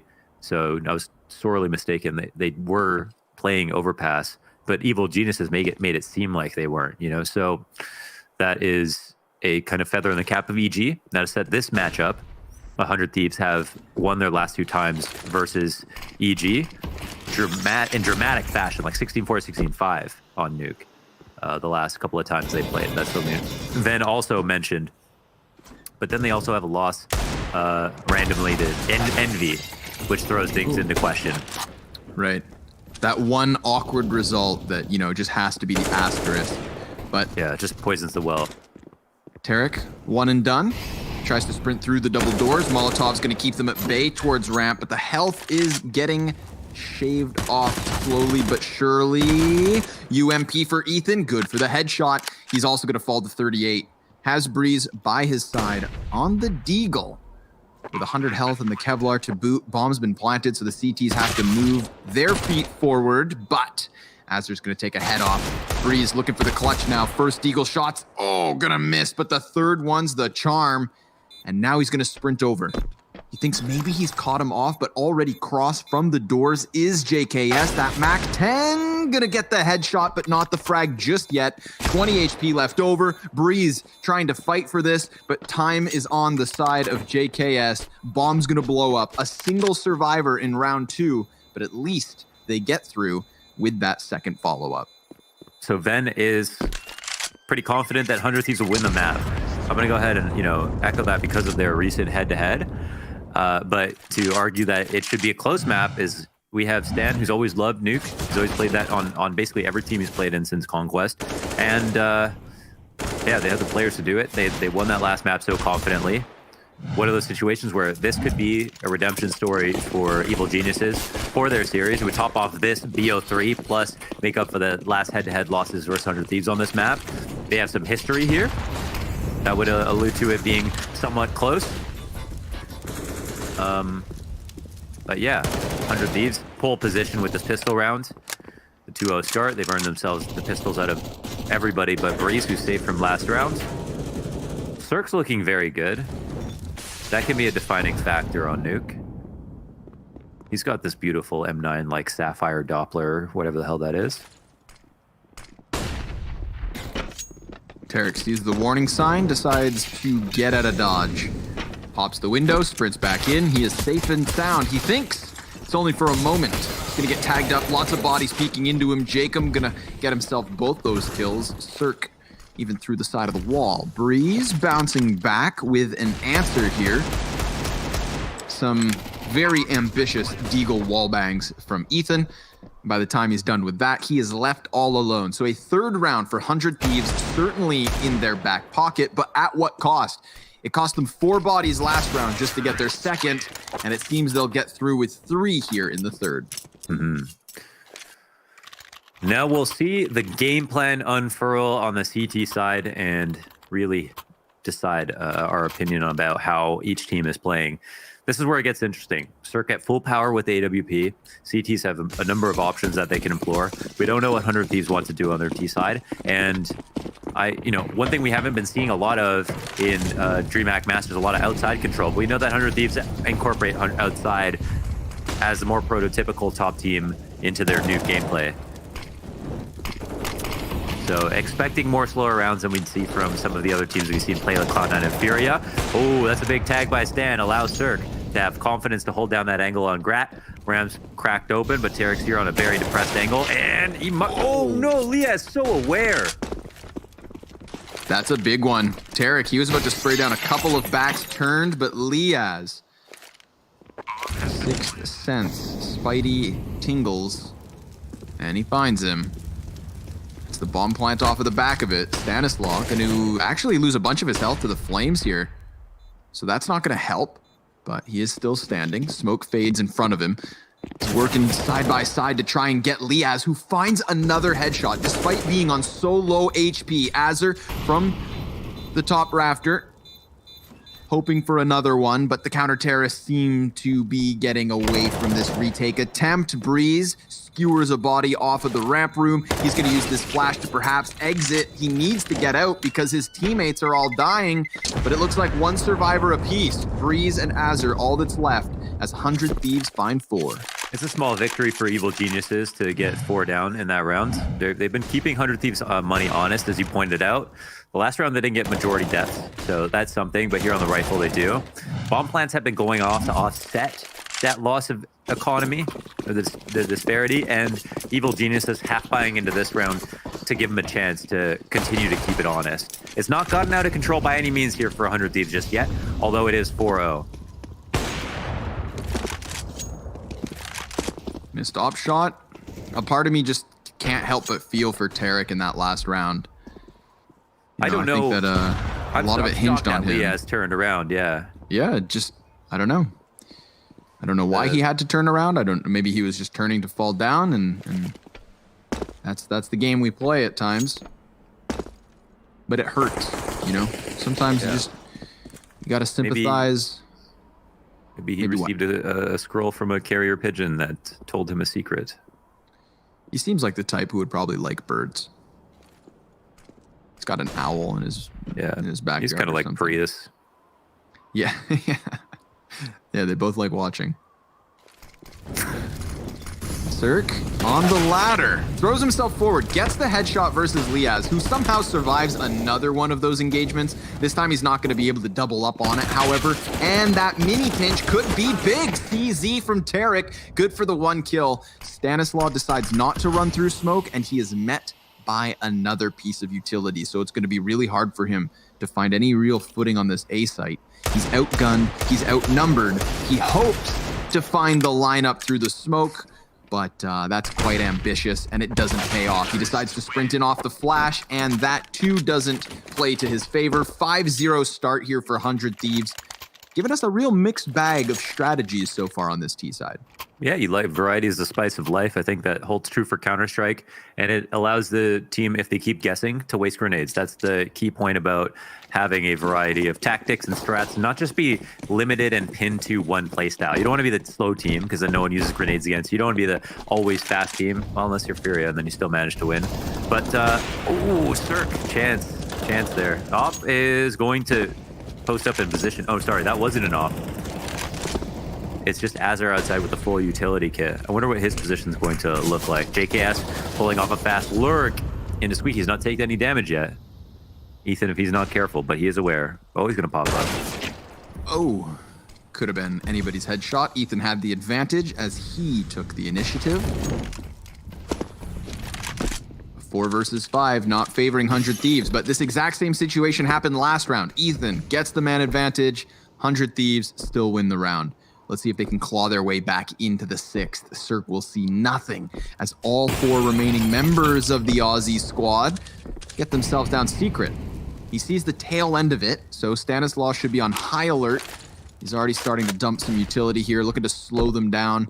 The rest of his team ensuring that there's no pressure elsewhere, so they could be coming in numbers, and Stanislaw sees that. Very good jump spot angle, actually. Minimal risk as opposed to just standing on the staircase with your big noggin sticking over top of it.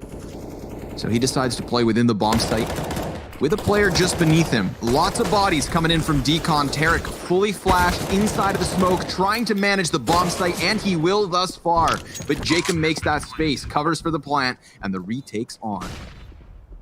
Double up Decon, Liaz, Jacob. They don't want to end this hunt early. It's a post-plant situation, but EG got the man advantage. And Decon push has been called out. Liaz, he might get a flank kill here, maybe 2, if he's careful. Ooh, if he's trigger patient. discipline. Oh! He closes the door. Liaz has to find the timing. He swings it, but there's nobody in front of him actually on the defuse. Now, Ethan, he could stick this. Cirque gives cover. The big green gun makes the difference, and we have EG on the board. Took 6 rounds, but they've done it. I wonder if one should have peeled back and just held on to Decon. I mean, pushing up the trade could have been very viable if Breeze wasn't smart enough to close the door. That was such a great play by him. And it's also cool, you know. Plant.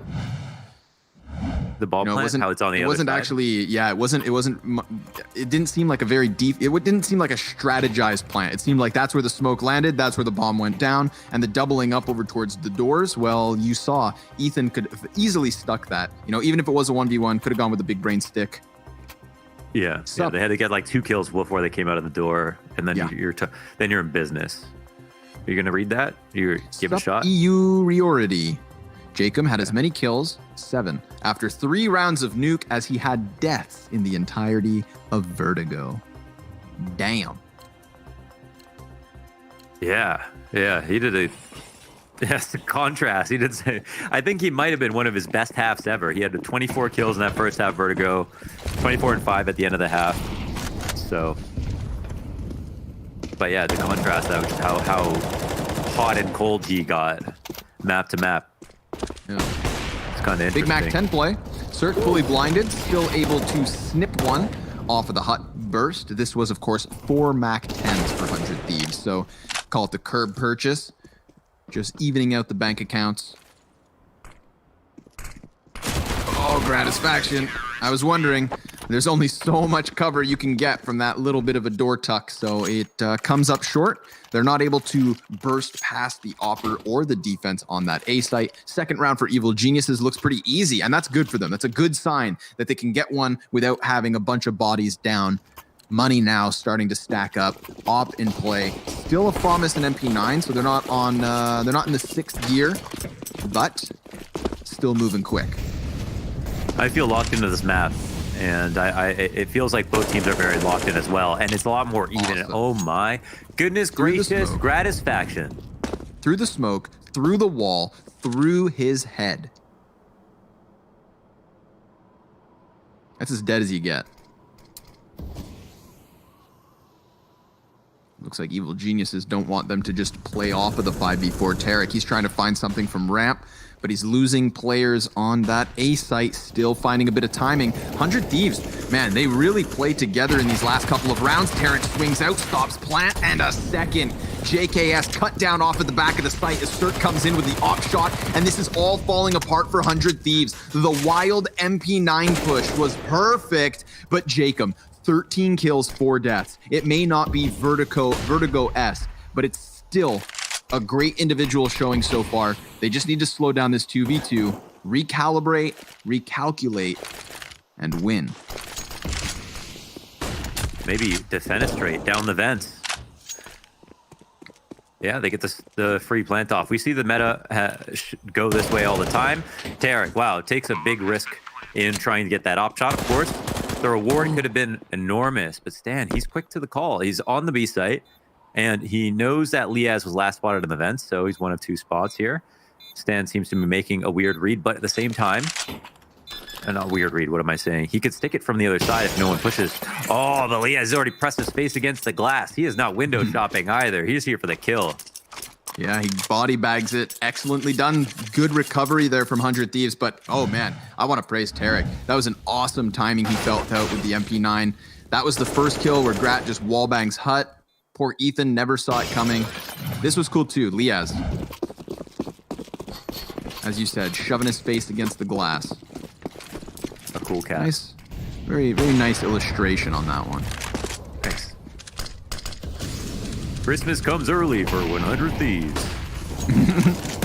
Yeah, right back in control, but maybe not so much. Stan in with a kill and an assist. It's Breeze to double it up. JKS desperate inside of the smoke now. Doesn't quite know where he is, who he is, what year it is. My goodness. Tries to throw himself through, and that one's not going to happen. I appreciate the gusto, but it is just not enough. 4 survivors for Evil Geniuses. Man, these rounds are back and forth. They're starting off with wall bangs through smokes. It's like, it's very unclear how the defaults are unfolding. It's a new flavor every single round. Agreed. You have to go round by round with these 2 teams on Nuke. And that's what's making it so very, very exciting. The cores look strong right now. Jacob back in full power. Stark looks super good. There's a bunch of clutches. And even though EG are down 3 rounds, it looks like they could rack up a nice comeback here. Yeah, Tarek doing a good job. Gets himself a couple bodies. Ethan, wild spray down, takes some damage, has to go ahead and tuck. But with some luck, 100 Thieves could still win this. There's nobody on the B-bomb site to stop the plant. That's a little bit of money. But here comes Breeze, lurking from behind. Executes Jacob. Bomb carrier still able to move forward. He could just go for the plant back site, take the money, call it a day. But instead, he tries to go for Cirque. I appreciate the ambition. However, it is all shut down. Evil Geniuses, a 4th round. It's only a 2-point lead. It is only a 2-point lead, and this is one of the games where the score just does not matter so much. This is really about the quality of the rounds that we're watching and how they go. Some of them coming down to clutches. It sullies the storyline that the stats at the top are trying to tell you. The rounds just don't really tell you the story right now. I would not be able to tell you EG are playing worse than 100 Thieves. And at least for them, they get the chance once again on another eco to bring it even closer. Looks like an easy 5th here for Evil Geniuses. Azur alone, he's got a man on his tail. Run, run, run. He won't be able to plan on that. Oh, fucking block is... Oh my god! I'm not ready for this, man. I think you blew My his heart gasket. can't take it. Oh, 2 kills off of the Glock. I mean, the first one, the second one, hey now. The reach for the M4, settle down, buddy. No head armor there on Tarek. Unreal.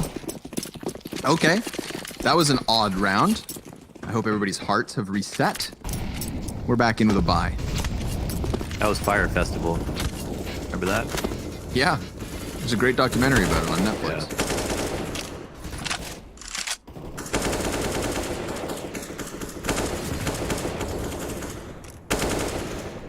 These are some crazy wall bangs on all parts of the map. But if you're bored in the lobby, you've got nothing else to do, why wouldn't you spam a bit? It's no secret that you're going to be inside the lobby. Grad did well to find a straight up kill off of those spams. Makes CTs uncomfortable, which is what is always the goal. And Ethan, he's already taken some damage, 33 damage.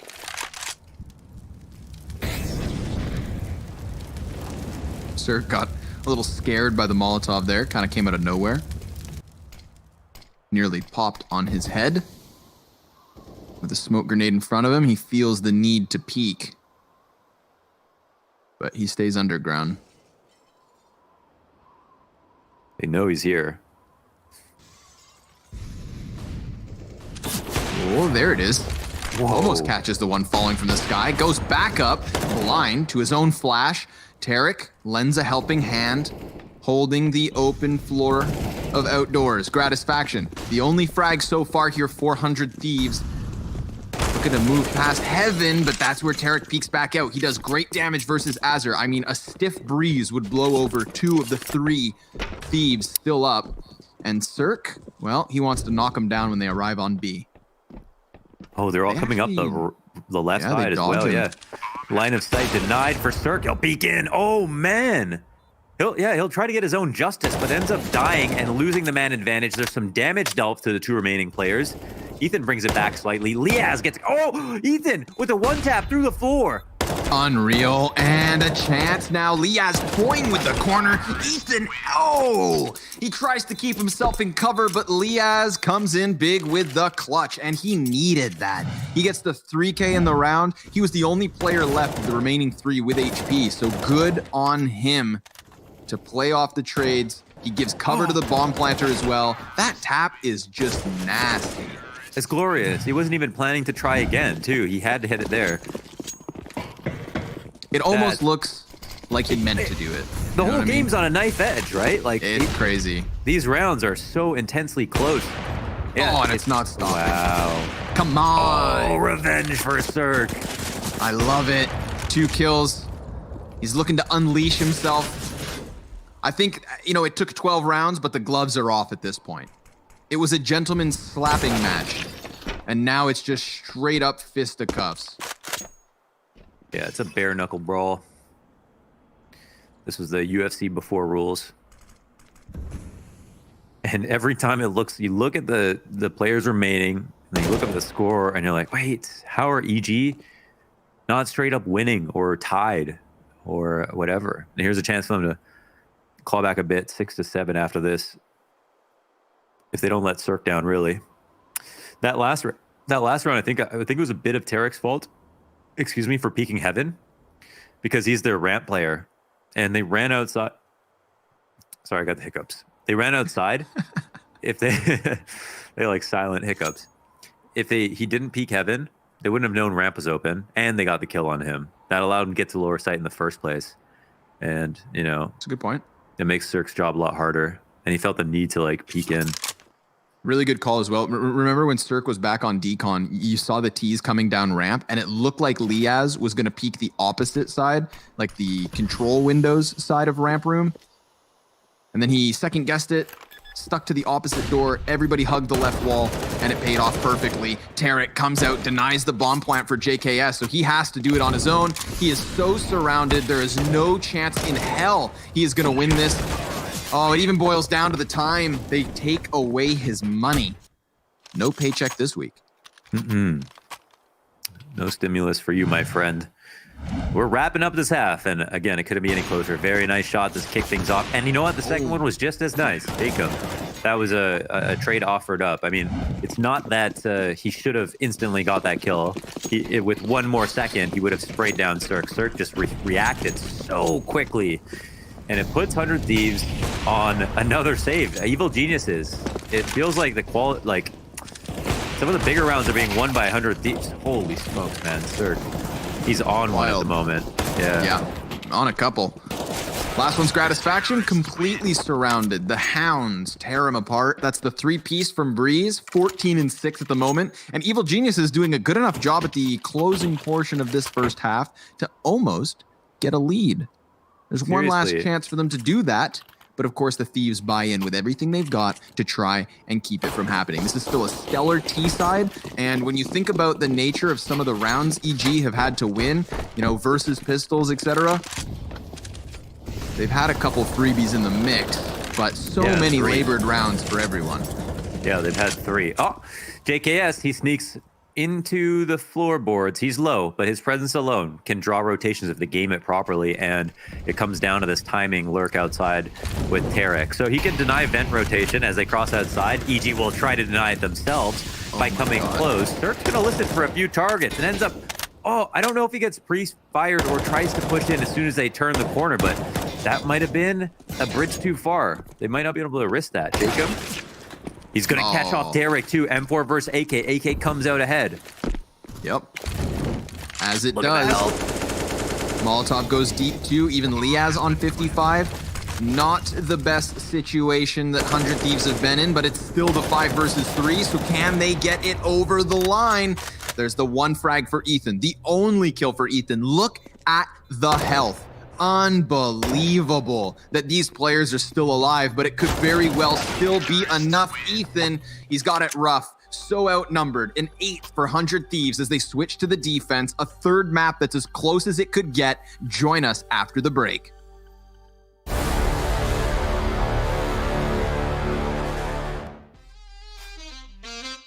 Yeah.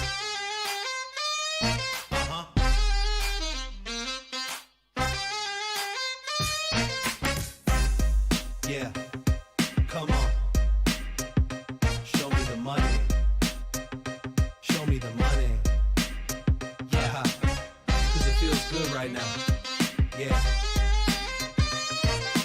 Gotta show me the money. Yeah. Yeah.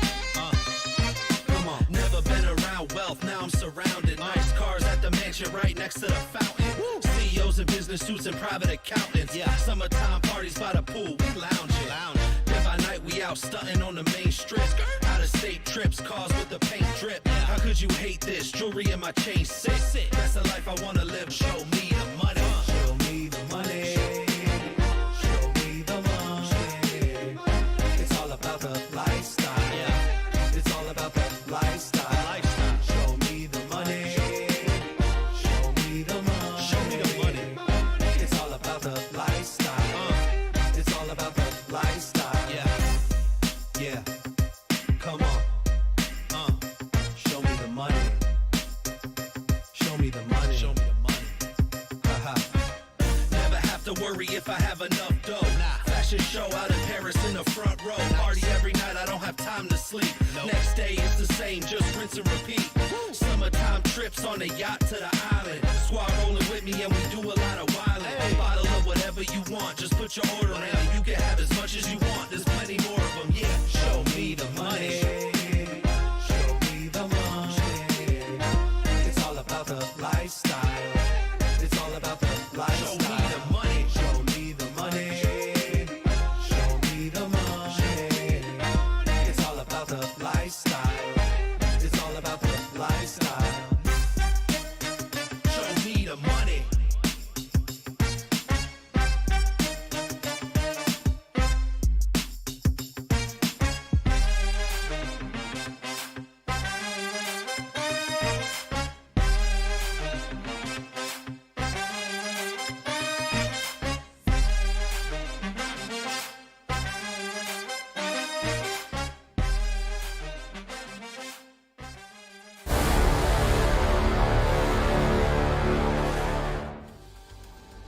And we leave it as close as can be. But the Thieves, favored by the Betway odds, they were dead even when this map of Nuke began. And it seems that they've convinced the believers, but this is far from over. If we've learned anything about evil geniuses, it's that they can take a whooping, as seen on Vertigo, and bounce back. So their offense has to be crisp. It has to be pristine. And we shall see if it's enough. But Azur, quick headshot. I mean, this second half starting exactly where we finished the first. Fireworks and skills, but the bombs dropped. Big pickup from Ethan. He had to get that kill and come join his teammates on the site, or else the CTs could have swarmed it, and they decide to go downtown through the vents to the B-bomb site. JKS is going to run over towards the ramp. The question is, when does he come alive? Side note, 5 and 12 in the moment. Hasn't had the best map here on Nuke, and he's supposed to be one of the heavy hitters. He sees the players at a distance, knows there's one in dark, so there's only one T who hasn't been called out, and that's going to be Tarek inside of control room. Now they know, though. Everybody firing off shots, and it's all on Ethan. Back of the bomb site, 16 and 9, trying his damnedest, and he gets the one at a distance, up close, trying to dodge these shots. 2 bullets left in the mag, and he finds it. Big plays from Ethan. Big round for EG. We are tied up at 8. He is kinging on this lower site, man. Holy smokes, he's so good on this. This is Ethan. In that post plant, yeah, he is so reliable. And leave it to him to just manage his ammo perfectly.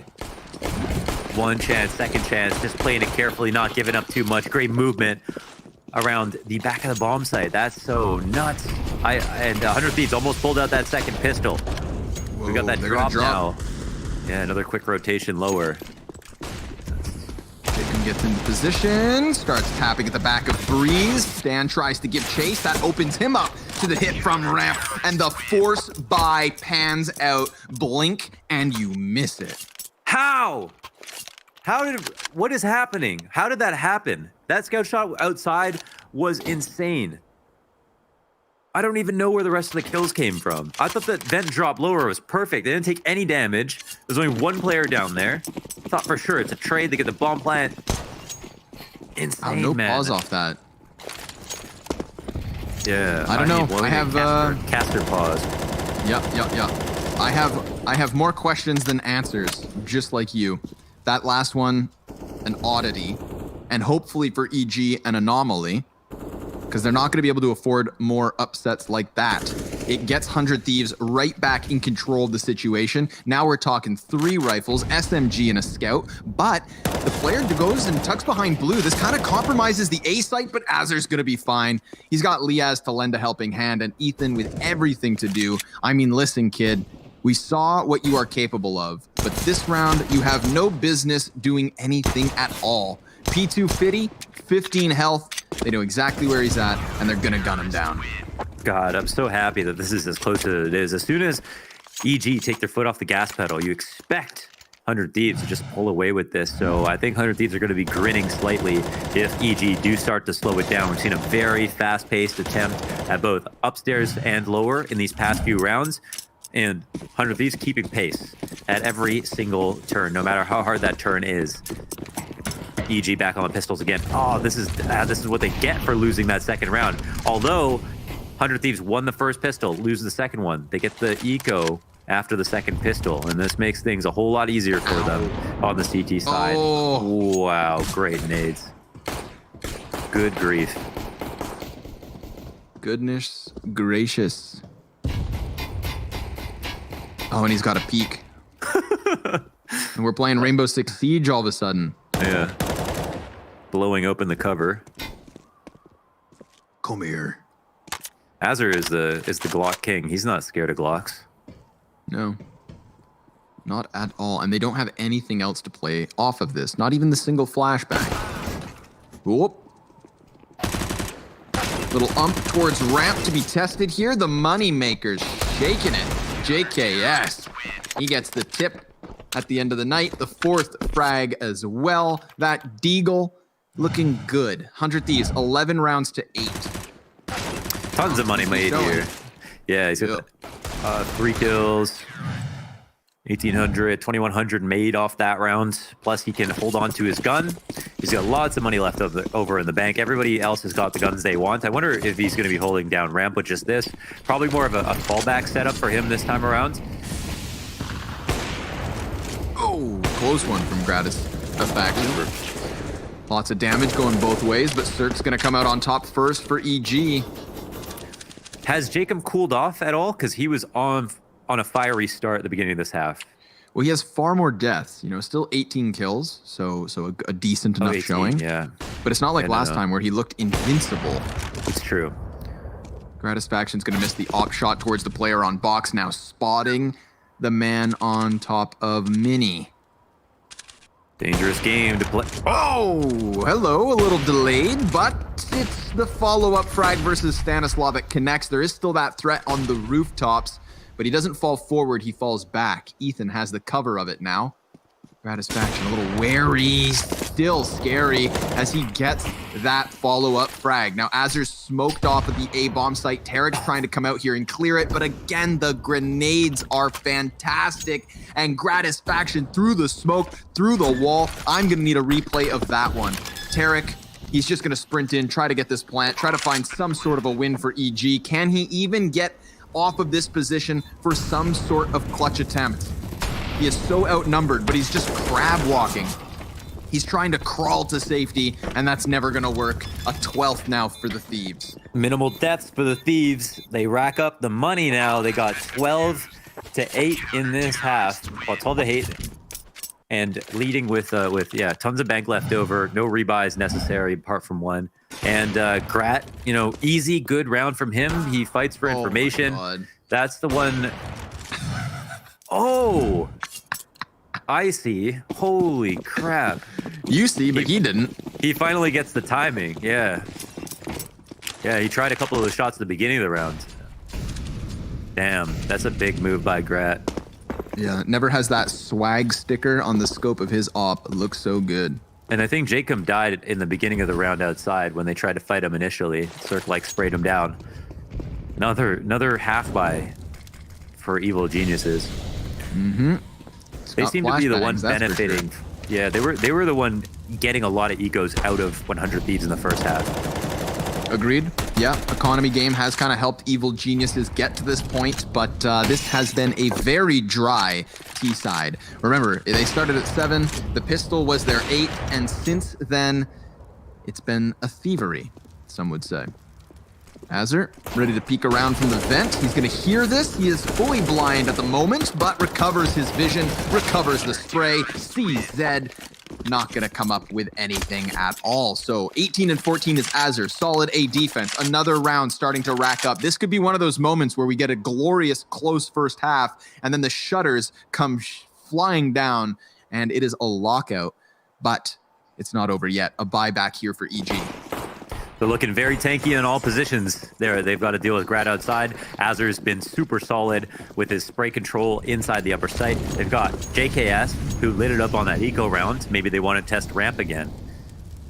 But so far, it looks like even just getting a 5v4 is not enough. Push outs to the upper site. Azur finally eliminated. It's the flashbangs to win the round. What a spray from Breezy. Big one. Big three-piece there on the smoke, reading out that he would be tucked right. Awesome flashbangs, too. That's a big one. Whatever they just did, do it again. See if 100 Thieves can even handle that type of action, because Breeze just cut through them like a hot knife in butter. I wonder if they were just the standard vent flashes or if there's something different. Nobody climbing up the ladder on my watch, says Ethan. Yeah. JKS to save. They're okay on money, though. 100 Thieves doing just fine to lose a round like this. It's the best case scenario for Evil Geniuses. They have to pad up a bit. They've got the max loss bonus going on, I think. 8.5 is lost after the pistol. Yeah, it should be a good bid. Yeah, I think so. I think you're spot on, friend. So yeah, it should be. It's kind of good for both. Well, not good for both teams, but it's not bad for 100 Thieves. Yeah, with that round 1, they now fall to 3 stacks of loss bonus. Gratisfaction just pummeled through the smoke there, as seen by the perspective of Breeze. A beauty of a 3K on the A site entry. Let's see what else Evil Geniuses have in store. A lot of ways, Breeze is kind of like the AZK of this team. He's such a consistent rifler. So many 3K rounds with the spray downs, usually working alone. Sometimes the site anchor on the upper side showing us he knows that site inside and out, CT and T side. Gratisfaction, good outside on his op, is shied away off the information though. We'll look over top of the smoke. They could push through it, which is something. Looks like they're holding close, and if they give him an inch, he's been really great on these smoke shots, and there is potential. Oh, they're not careful, but they duck low enough. Yeah, they get inside a garage, but that's where Jacob resides. From behind the box, he lurks out and cuts off 2. I was going to praise Evil Geniuses. They were so very aware as to who and what could see them. You saw them just creeping and crawling through the smokes. But of course, as you said, spotting the tail end of it. And then also, we saw Jacob step up big. 3v5 attempt down on the B site. JKS is above them. They're not looking upwards. He almost manages the second spray down, but it will be cut down short. Breeze, bomb plant, 2 versus 4, and a Molotov deep towards ramp. Sections off the options for Gratisfaction, so he peeks suspectedly right into the crosshair of that AK. They have lost one of the 2 members in their advantage. It's tough. Oh, yeah. Spot on. He is inside of that vent, ready and waiting. No scopes. Liaz, grenade on his feet. Still, he is able to survive, but Jacob has cut down his teammate. And with 19 health left over, Jacob, he's going to try to stick this bomb. Cirque, not going to happen. Not on his watch. 10th round for EG added to the tally, and it's the Bulgarian Beast to get it over the line. Yeah, he read that a bit incorrectly. He could have closed the door here and tried to play for a longer round. There was definitely enough time to fake and defuse again. Well played by Cirque. He had a lot of pressure applied to him in the vent from both the nade, Azure, and the other player that dropped, that compromised his spot, and he still maintained. This was a round that Evil Geniuses were, I think, 3v5 for a second, as Jacob got the 2 kills in Big Garage. Yes. 100 Thieves had no business losing, and that's 2 in a row for Evil Geniuses. They still got that loss bonus working really well in their favor. 1 smoke's been displaced. Grat, though, with this wide open line of sight into outside, means there's not going to be any fake tactics that Evil Geniuses can employ anymore. It looks like they're trying to draw attention so they can pull off maybe one of their upstairs executes again. I like the idea there, because that upstairs execute was vicious, and we don't know if 100 Thieves are fully aware of where those flashes are coming from. Yeah, we'll have to find out. I think right now, though, Evil Geniuses, they're going to go re-aggress outside. Think of the investment it cost them, though, to even throw that smoke, and then for it to all be undermined by Gratisfaction's Molly. They have 1 smoke grenade left on Tarek, and he's actually inside of the vent, so he throws that on A. If they cross outdoors, it's completely in the open, and Gratis, hoping he can find another. Cirque, able to trade that one. So, stops the bleeding early. Cirque continuing to barrel downstairs, but he's met by smoke. Does he go through this? There's a gap, and JKS just on the other side dies to Breeze, making it look easy, but Jacob sprays wildly, hits Cirque with a bunch of damage, and he doesn't expect there to be a player on the B site. They came down ramp. They joined in the B split. That's the bomb plant from Ethan, and the 2v3 retake if 100 Thieves want to force the issue. Cirque, he's ready and waiting. Stops the first one. Liaz with everything to do now on his own. Way too much to ask for, you'd think. player in the corner. That's 1v2. Time still up on the clock. He's got great utility for this as well. It's not a flashbang, but oh no, he's going to pick up the up and walk away. Yeah, too scary. Too intimidating to try that 1v2, especially now that they are out of money. Evil Geniuses 3 in a row plus that max loss and win this with just an extra couple of people alive. But this is where things get very interesting now. Yeah, this is it. The Evil Geniuses. Oh, barrel stuff. Tarek flies down the secret stairs. Liaz never sees it coming. This was a big one from Jacob to get the damage on the second. Very gruesome scenes watching Liaz shoot through the corpses to get the player on stairs. Funny how the body blocked the vision of the Opper. And it lands in 2 different places for both of them, so that could have been kind of a precarious spot, depending on who saw what. Flash is over. A little bit of aggression here from Jacob, trying to get into the faces of EG. Gratisfaction, just the pistol, made mincemeat by Ethan. This is it. Dude, I'm thinking to myself, 100 Thieves coming to the CT side. It's an utter shutdown. Darn, we tried to paint the exciting picture. But we are right back where we left off at the end of the first half. Well, I think all outcomes were exciting at this point after that first half, man. Like, this is also, like, based on what we've seen so far in the 2 rifle rounds from 100 Thieves, they should have won. So I think there's still a lot of hope that anyone could pull off a mad round. If Gratisfaction didn't repeat heaven, he gets a kill, stays alive. Jacob gets 2 kills instead of the 1. It would have been a hero play. Oh my god, Crossfire eliminated. JKS, he's been playing up in the spot constantly. Bomb is dropped in his vision. Nade goes over. They're not double peeking him. He does good damage. There's a chance he could end that frag as well. Ethan, so lucky, so fortunate to have lived in that spot. Would have been a difficult trade to get. Yep, Ethan being the difference maker yet again in a crucial round. This was huge. It took 4 bullets. None of them were headshots. And he alternated between them. That was really fun to watch. The 1-2, 1-2, Eagle tap. Couple of deaths stacking up versus EG, but Ethan Arnold, my man, 3 kills in that round, 23 and 15 here on the 3rd map of the series. And he's an individual who has been struggling throughout the issues of EG. So awesome to see him coming in with form. He's going to crack Liaz wide open here on the A site. Sprint in and even body bags 2 more. Unbelievable scenes. Getting the man over towards Mini. JKS able to stop that bomb. Knows there's a player close. He's got to get ready for it. Breeze, the next one, taken down. Minute 15. Everybody's just trying to find gunfights, and we are all tied up at 13 rounds apiece. What an absolute mind bender. They end up taking both upper site with Ethan and dropping Breeze at the vents at the exact same time, getting the bomb into lower while the upstairs site is compromised. They didn't even need to do that. I mean, Ethan, after he got his kill, could have committed back and just lurked. But they were just so successful, they just pushed on with it. Everyone on EG has at least 70 ADR. No man left behind. That's a big stat. Yeah, I mean, that's even Stan with 10 kills has 70 ADR, at least. Those 7 assists, man. Yeah, they counted for a lot there. Holy, this is an intense map, man. I didn't expect this out of the series. Everybody take a big deep breath. In through the nose, out through the mouth. We have only a few rounds of Counter-Strike left. Maybe overtime a possibility. Complete and total sweep. I feel like we've had in the second half specifically like momentous runs of rounds. So we'll see if we get a back and forth affair or if Evil Geniuses are feeling it so much that they just tear through what's left of this CT side. Jacob on the Mag 7, JKS, the unarmored M4, curiously enough. Threats all over the place here for Evil Geniuses, or for 100 Thieves. Evil Geniuses have taken basically every part of the map, sometimes simultaneously. Wouldn't be any less confusing on an eco. This spread out and roaming around, everyone playing unorthodox positions, trying to get their gimmick frags. Ethan will suss out the details inside the B site.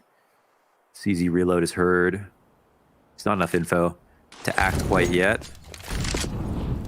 Molly dropped. It's shallow though. Azur has a different angle, but Ethan, yeah, it's enough. Enough info gained. However, look at this. An upstairs stack, 3-on-3 still.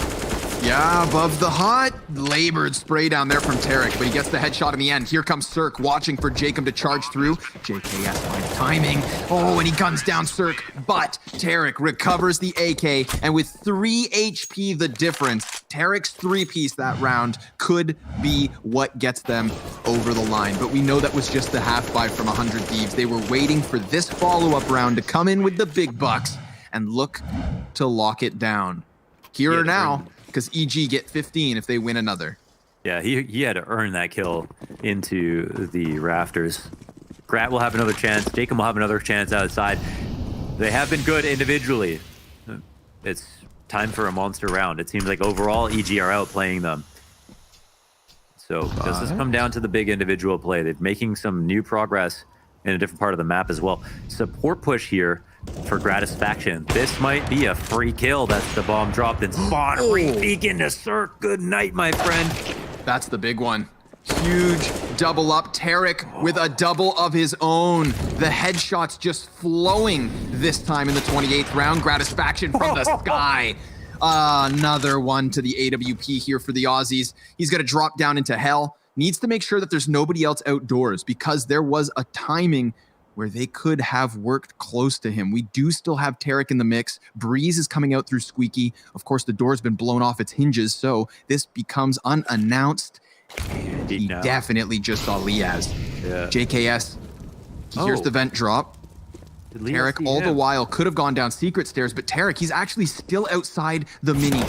But he's found out. JKS, he's going to take damage, but Breeze in on the clutch. A bomb plant on the B site.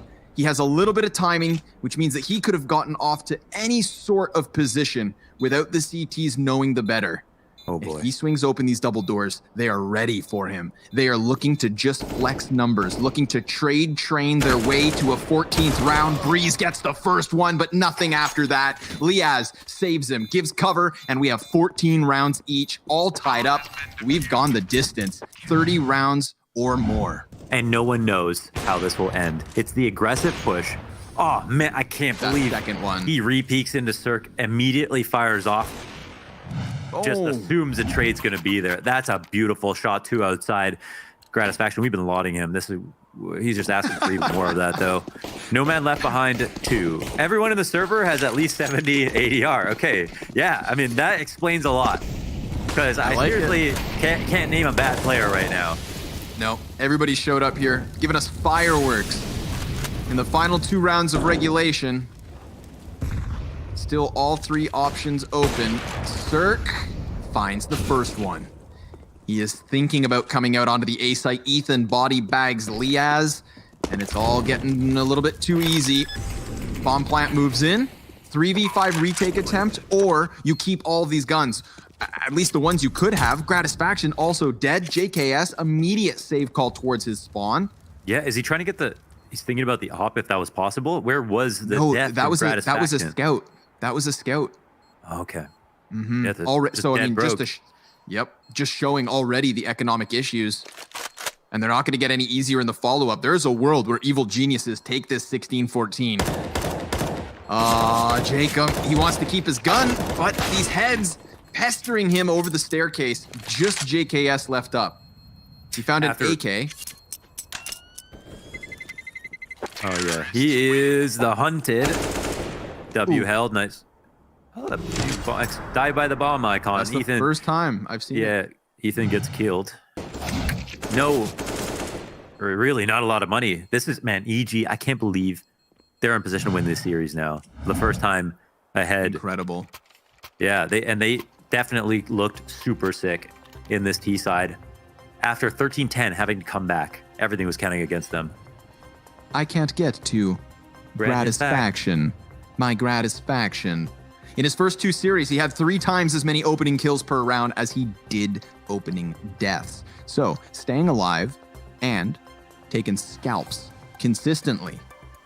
But, you know what? You can take up all the stats you want. It all boils down to this round, here and now. You know, fun fact, I thought it was Benny Benassi, but it's actually the Strokes have a song called Gratisfaction. That's where his name comes from. And it was his sister that used his Steam account that named it that, and he's kept that name ever since. Oh. How fun. Get ready. because the fun could be over for 100 Thieves. Unless...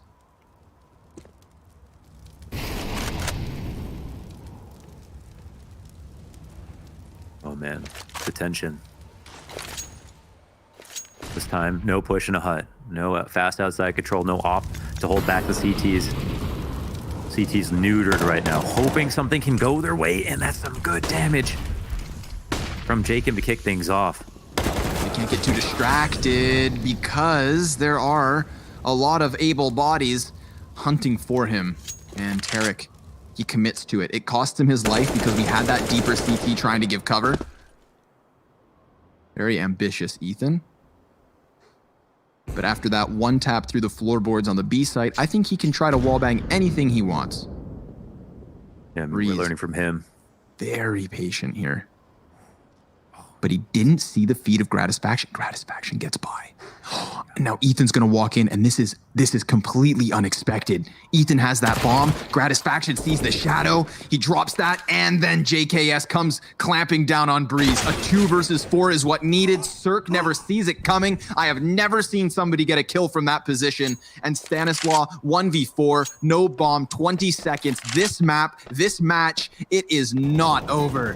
Oh my Overtime. God. Up next. How awesome. A bloodbath on both of these teams' map choices. Complete and total blowout, some would say.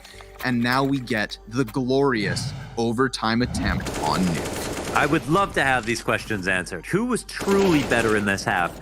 Overtime is going to be the ultimate arbiter of truth from this perspective.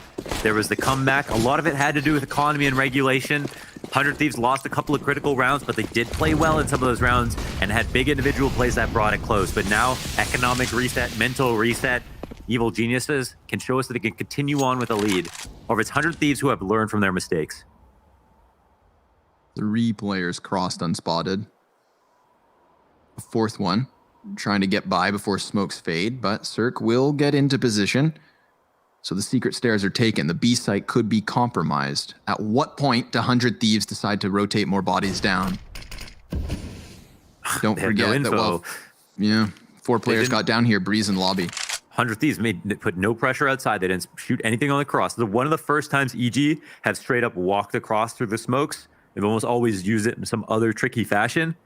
And so this very standard play all of a sudden might be unpredictable. Tarek busts the door open, puts down the smoke. JKS now wary of it. Straight above the T's in sight. Breeze, he's going to hold on Lobby, but he hears the footsteps of Azur. That's going to be a big pick. This is going to delay the CTs getting downwards, but Liaz actually very quickly answers back. So we could just straight up have the 4v4 retake. And remember, JKS, he has been here since the get-go. Almost finding Ethan, but here comes Tarek, activated from the back of the bomb site, flashed, and unable to follow suit. Now he knows he is pinned into position. The Molotovs burning all around him. Gratisfaction gives that op cover, and the question is, can they take it in time? Because the bomb is already so far gone, they're gonna have to desperately jump on it. The Molotov burns them. Gratisfaction, no scope, ungodlike. But the bomb blows up, and EG finds 16. Molly killed his own teammate. The Molly bounced badly, and then there was a Molotov to respond. This guy gets a running no-scope into Decon in the post plant. Just full of fantastic op shots, of course. That's absolutely unbelievable. And that's how we start off the first round of OT, man. I'm ready for this. But EG, they win another round. They win another one. When all is said and done, these 3 rounds are going to mean a whole hell of a lot, especially if EG can continue on with their largely dominant T side.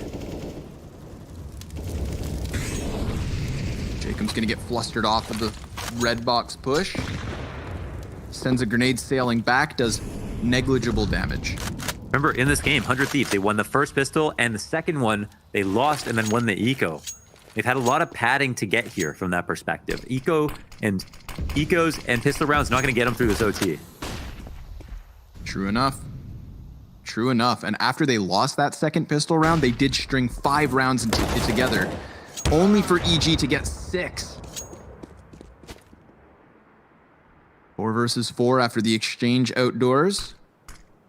Azur ready for this one. Tarek spotted and dealt with. And Tarek's has been a consistent issue for 100 Thieves. I think that's a big kill to get in the mid round. Man advantage only slightly held on to.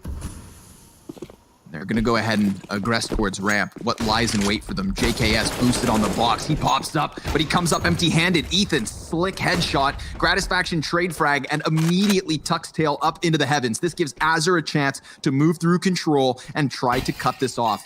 Now, the bomb's already on the site, and Cirque gets dinked in the process. This kind of screws over Ethan, but a Molotov kill from Cirque is huge. That enables the bomb plant to come through. 23 HP combined for what's left of Evil Geniuses. A Molotov that goes back, burns the cubby, clears it, but Gratisfaction's having his feet shot. He's desperate, just hopping up and down through the floorboards, but Ethan with another headshot. It's the op, and Cirque's gonna take it. Evil Geniuses 2 for 3 in overtime, 1 more to go. Another incredible round, an incredibly close round, and fantastic round from Mr. Cirque right here. First shot outside, man, the help inside, the molly kill in the 3v2, his teammate repositioning to the top plate to get this extra damage in, and the info tag allowing Cirque to land that a lot more easily, even though Grat has been so confident peeking directly into him. Can't do anything but credit Cirque in that moment. That's so sick. That's so sick by him.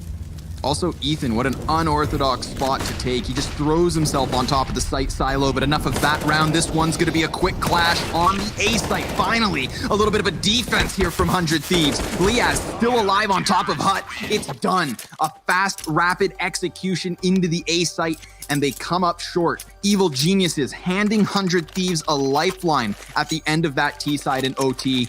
They switch over to the defense. A 3-0 CT sweep or double overtime. Yeah, it's not the... No, they only need 2. They only need 2. Right, excuse me. Yeah, three T rounds. 2-1 in the first half. Yeah, right. yeah. Yeah, they... Who knows what could happen? We saw how close those 2 rounds were before that. It could have easily been a 3-0 sweep in favor of one team. Gratisfaction looking like Tarek here. Trying to entry around the garage. A dangerous job. That position being held by Cirque is so cheeky. Yeah, it works every once in a while. Ooh, Grat. Wow, he's happy to fight. He knows how to abuse the op on cycle. Tarek. Oh, he's in lower. He's going to get cleared most likely. But yeah, he's got a good spot for now. Oh, Azure. The footsteps must have been so confusing for him. 100 Thieves will get the bomb plant. And the CTs are very late. Yeah, way too much stimulus for Tarek to kind of contain all the players moving past him. Man down ramp comes and clears hard. Ooh, but they still have a door open because Ethan very swiftly sweeps JKS away.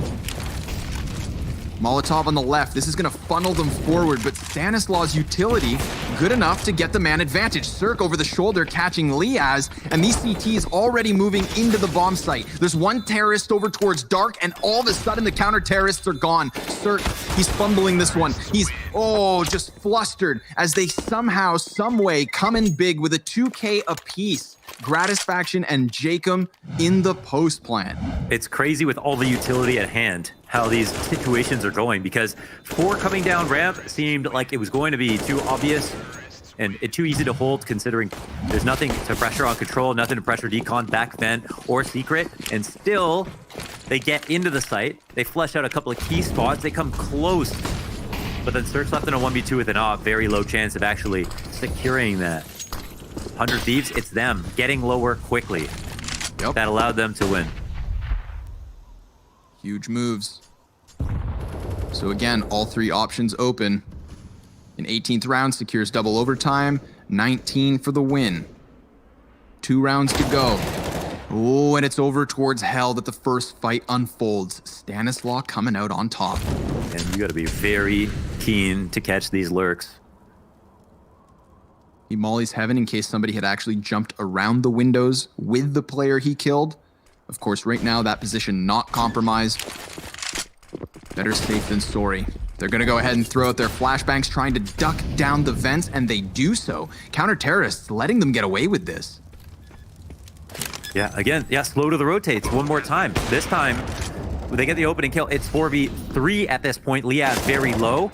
He'll come out for the peak immediately. 2v4 on the site. Azure and JKS have it all to do.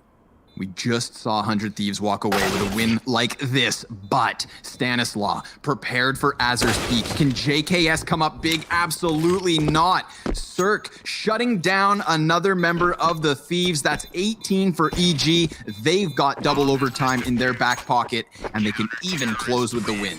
Horrifying for 100 Thieves that they can allow that lore can be completely compromised and they still lose in this fashion. I mean, Liaz maybe needed to slow it down instead of trying to take another fight from Squeaky when he was so low and spotted. And they're just giving up so many of these kills. Absolutely no trades. And these are retake frags. They're supposed to be as hard as entry frags. Didn't look too hard. Evil Geniuses, almost like they set that B trap. Here comes Cirque. Oh my god. The gull. He to go for this basically aggressive hit peek. Yeah, give him a half point. I love that they come into this last round, this potential last round, swinging for the fences. And then everybody just kind of cools off, neither team wanting to give away that man advantage. Cirque and Jacob both looking for 30 in this game.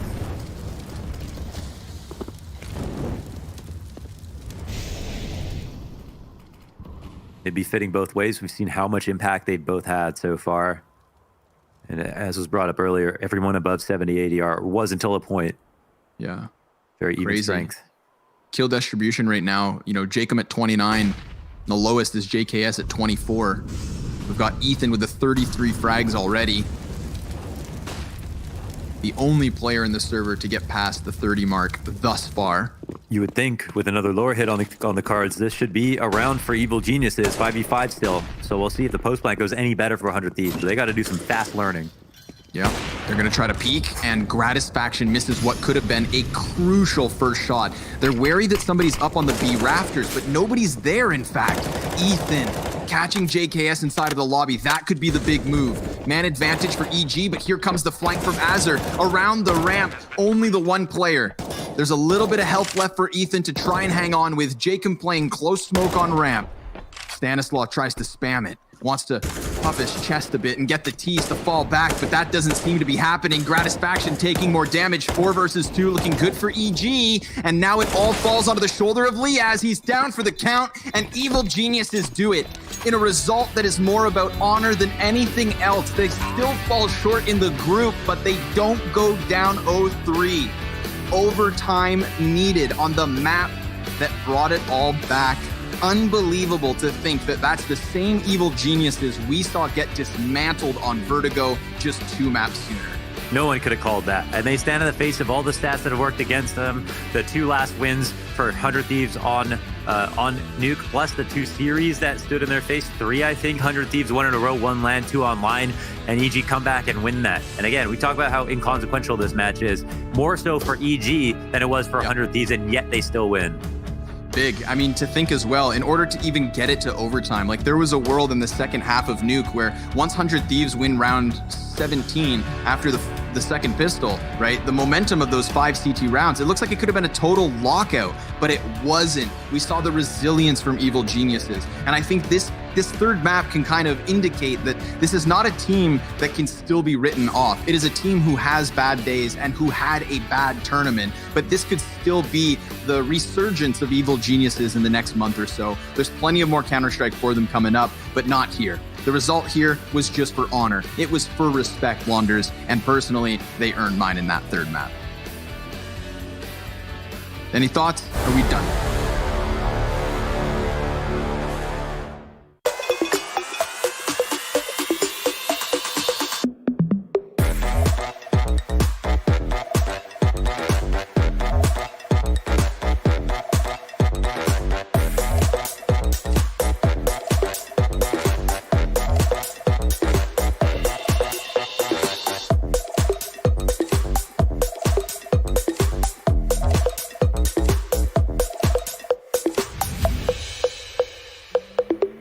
Hey, it's me, Lily from AT&T. I'm back, working from home, and here to help.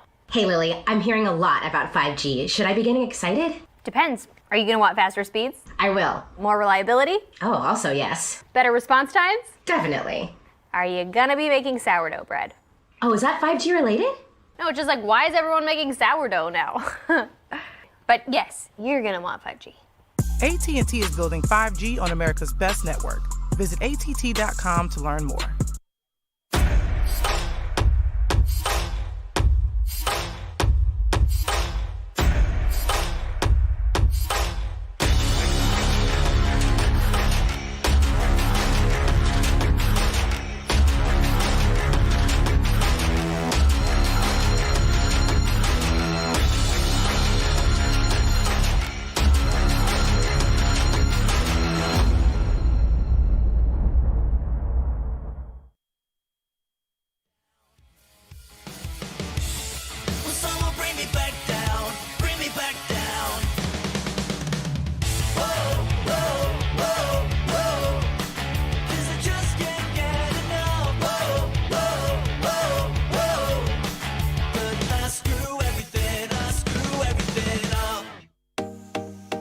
Take your things cause it's over.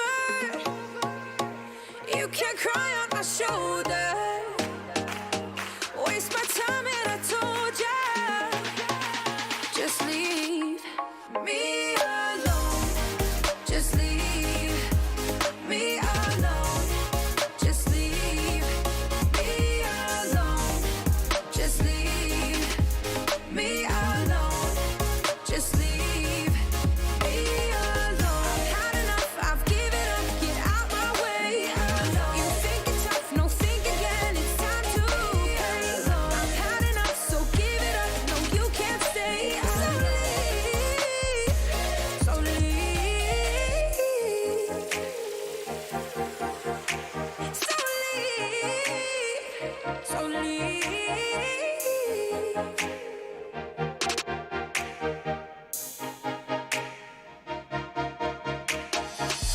Remember what you said to me. I'm the light of your life, but you treat me so recklessly. I hope you feel what that's like. It's time for you to take your things cause it's over. You can cry on my shoulder. Waste my time and I told ya. Just leave me alone. Just leave me alone. Just leave me alone. Just leave me alone. Just leave me alone. I've had enough, I've given up, get out my way. You think it's tough, no think again, it's time to pay. I've had enough, so give it up, no you can't stay.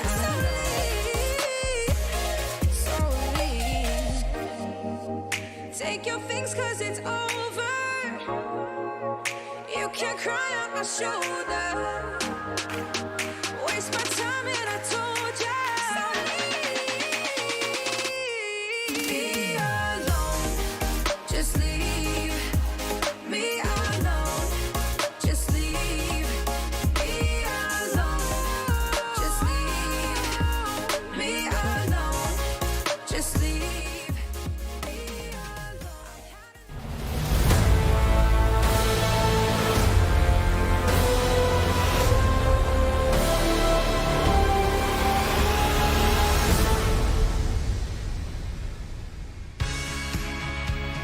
Well, that game made up for the previous two.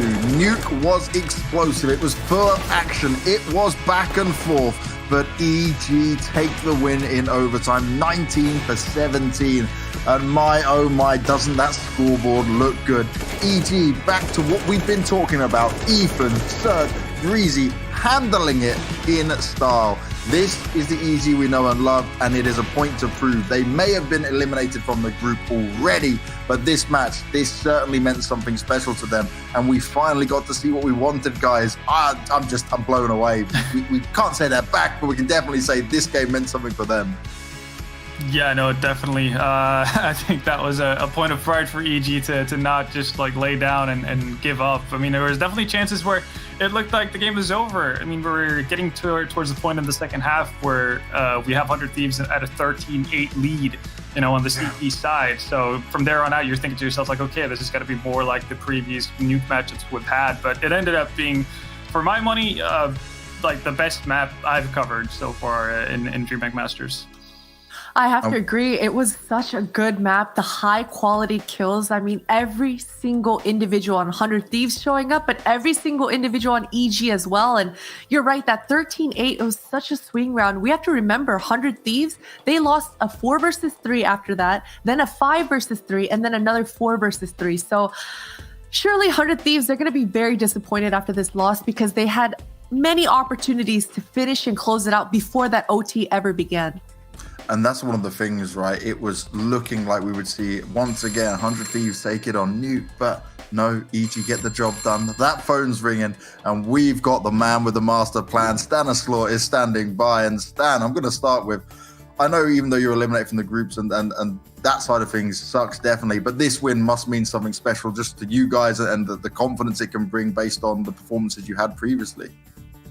Yeah, we finally won a match. What a surprise. We actually played pretty well, and look what happens when you play well and minimize your mistakes. You win matches, something that we haven't been used to for a long time, but hopefully, like you said, this is just going to give us that confidence boost, and hopefully we can finally start winning more. Now, what was it today that just made this happen? Was there something special you did or prepared, or was it just going over some basics and defaults again? Today wasn't anything specifically special for this specific match. I think we've been building a solid foundation since Zeus has joined, and we're just working on a ton of new things. It's taken a lot of time, but we're really just trying to rework our foundation just because lately it's been so rocky. We haven't been winning trades. We haven't been having good flashes, and just overall team play hasn't been great. So we've kind of scrapped everything. Zeus has come in with a lot of new great ideas, and we're just trying to rework everything. It's going to take a lot more time, but I think we're starting to play a lot better than we were in the past. So is part of this, I guess, retooling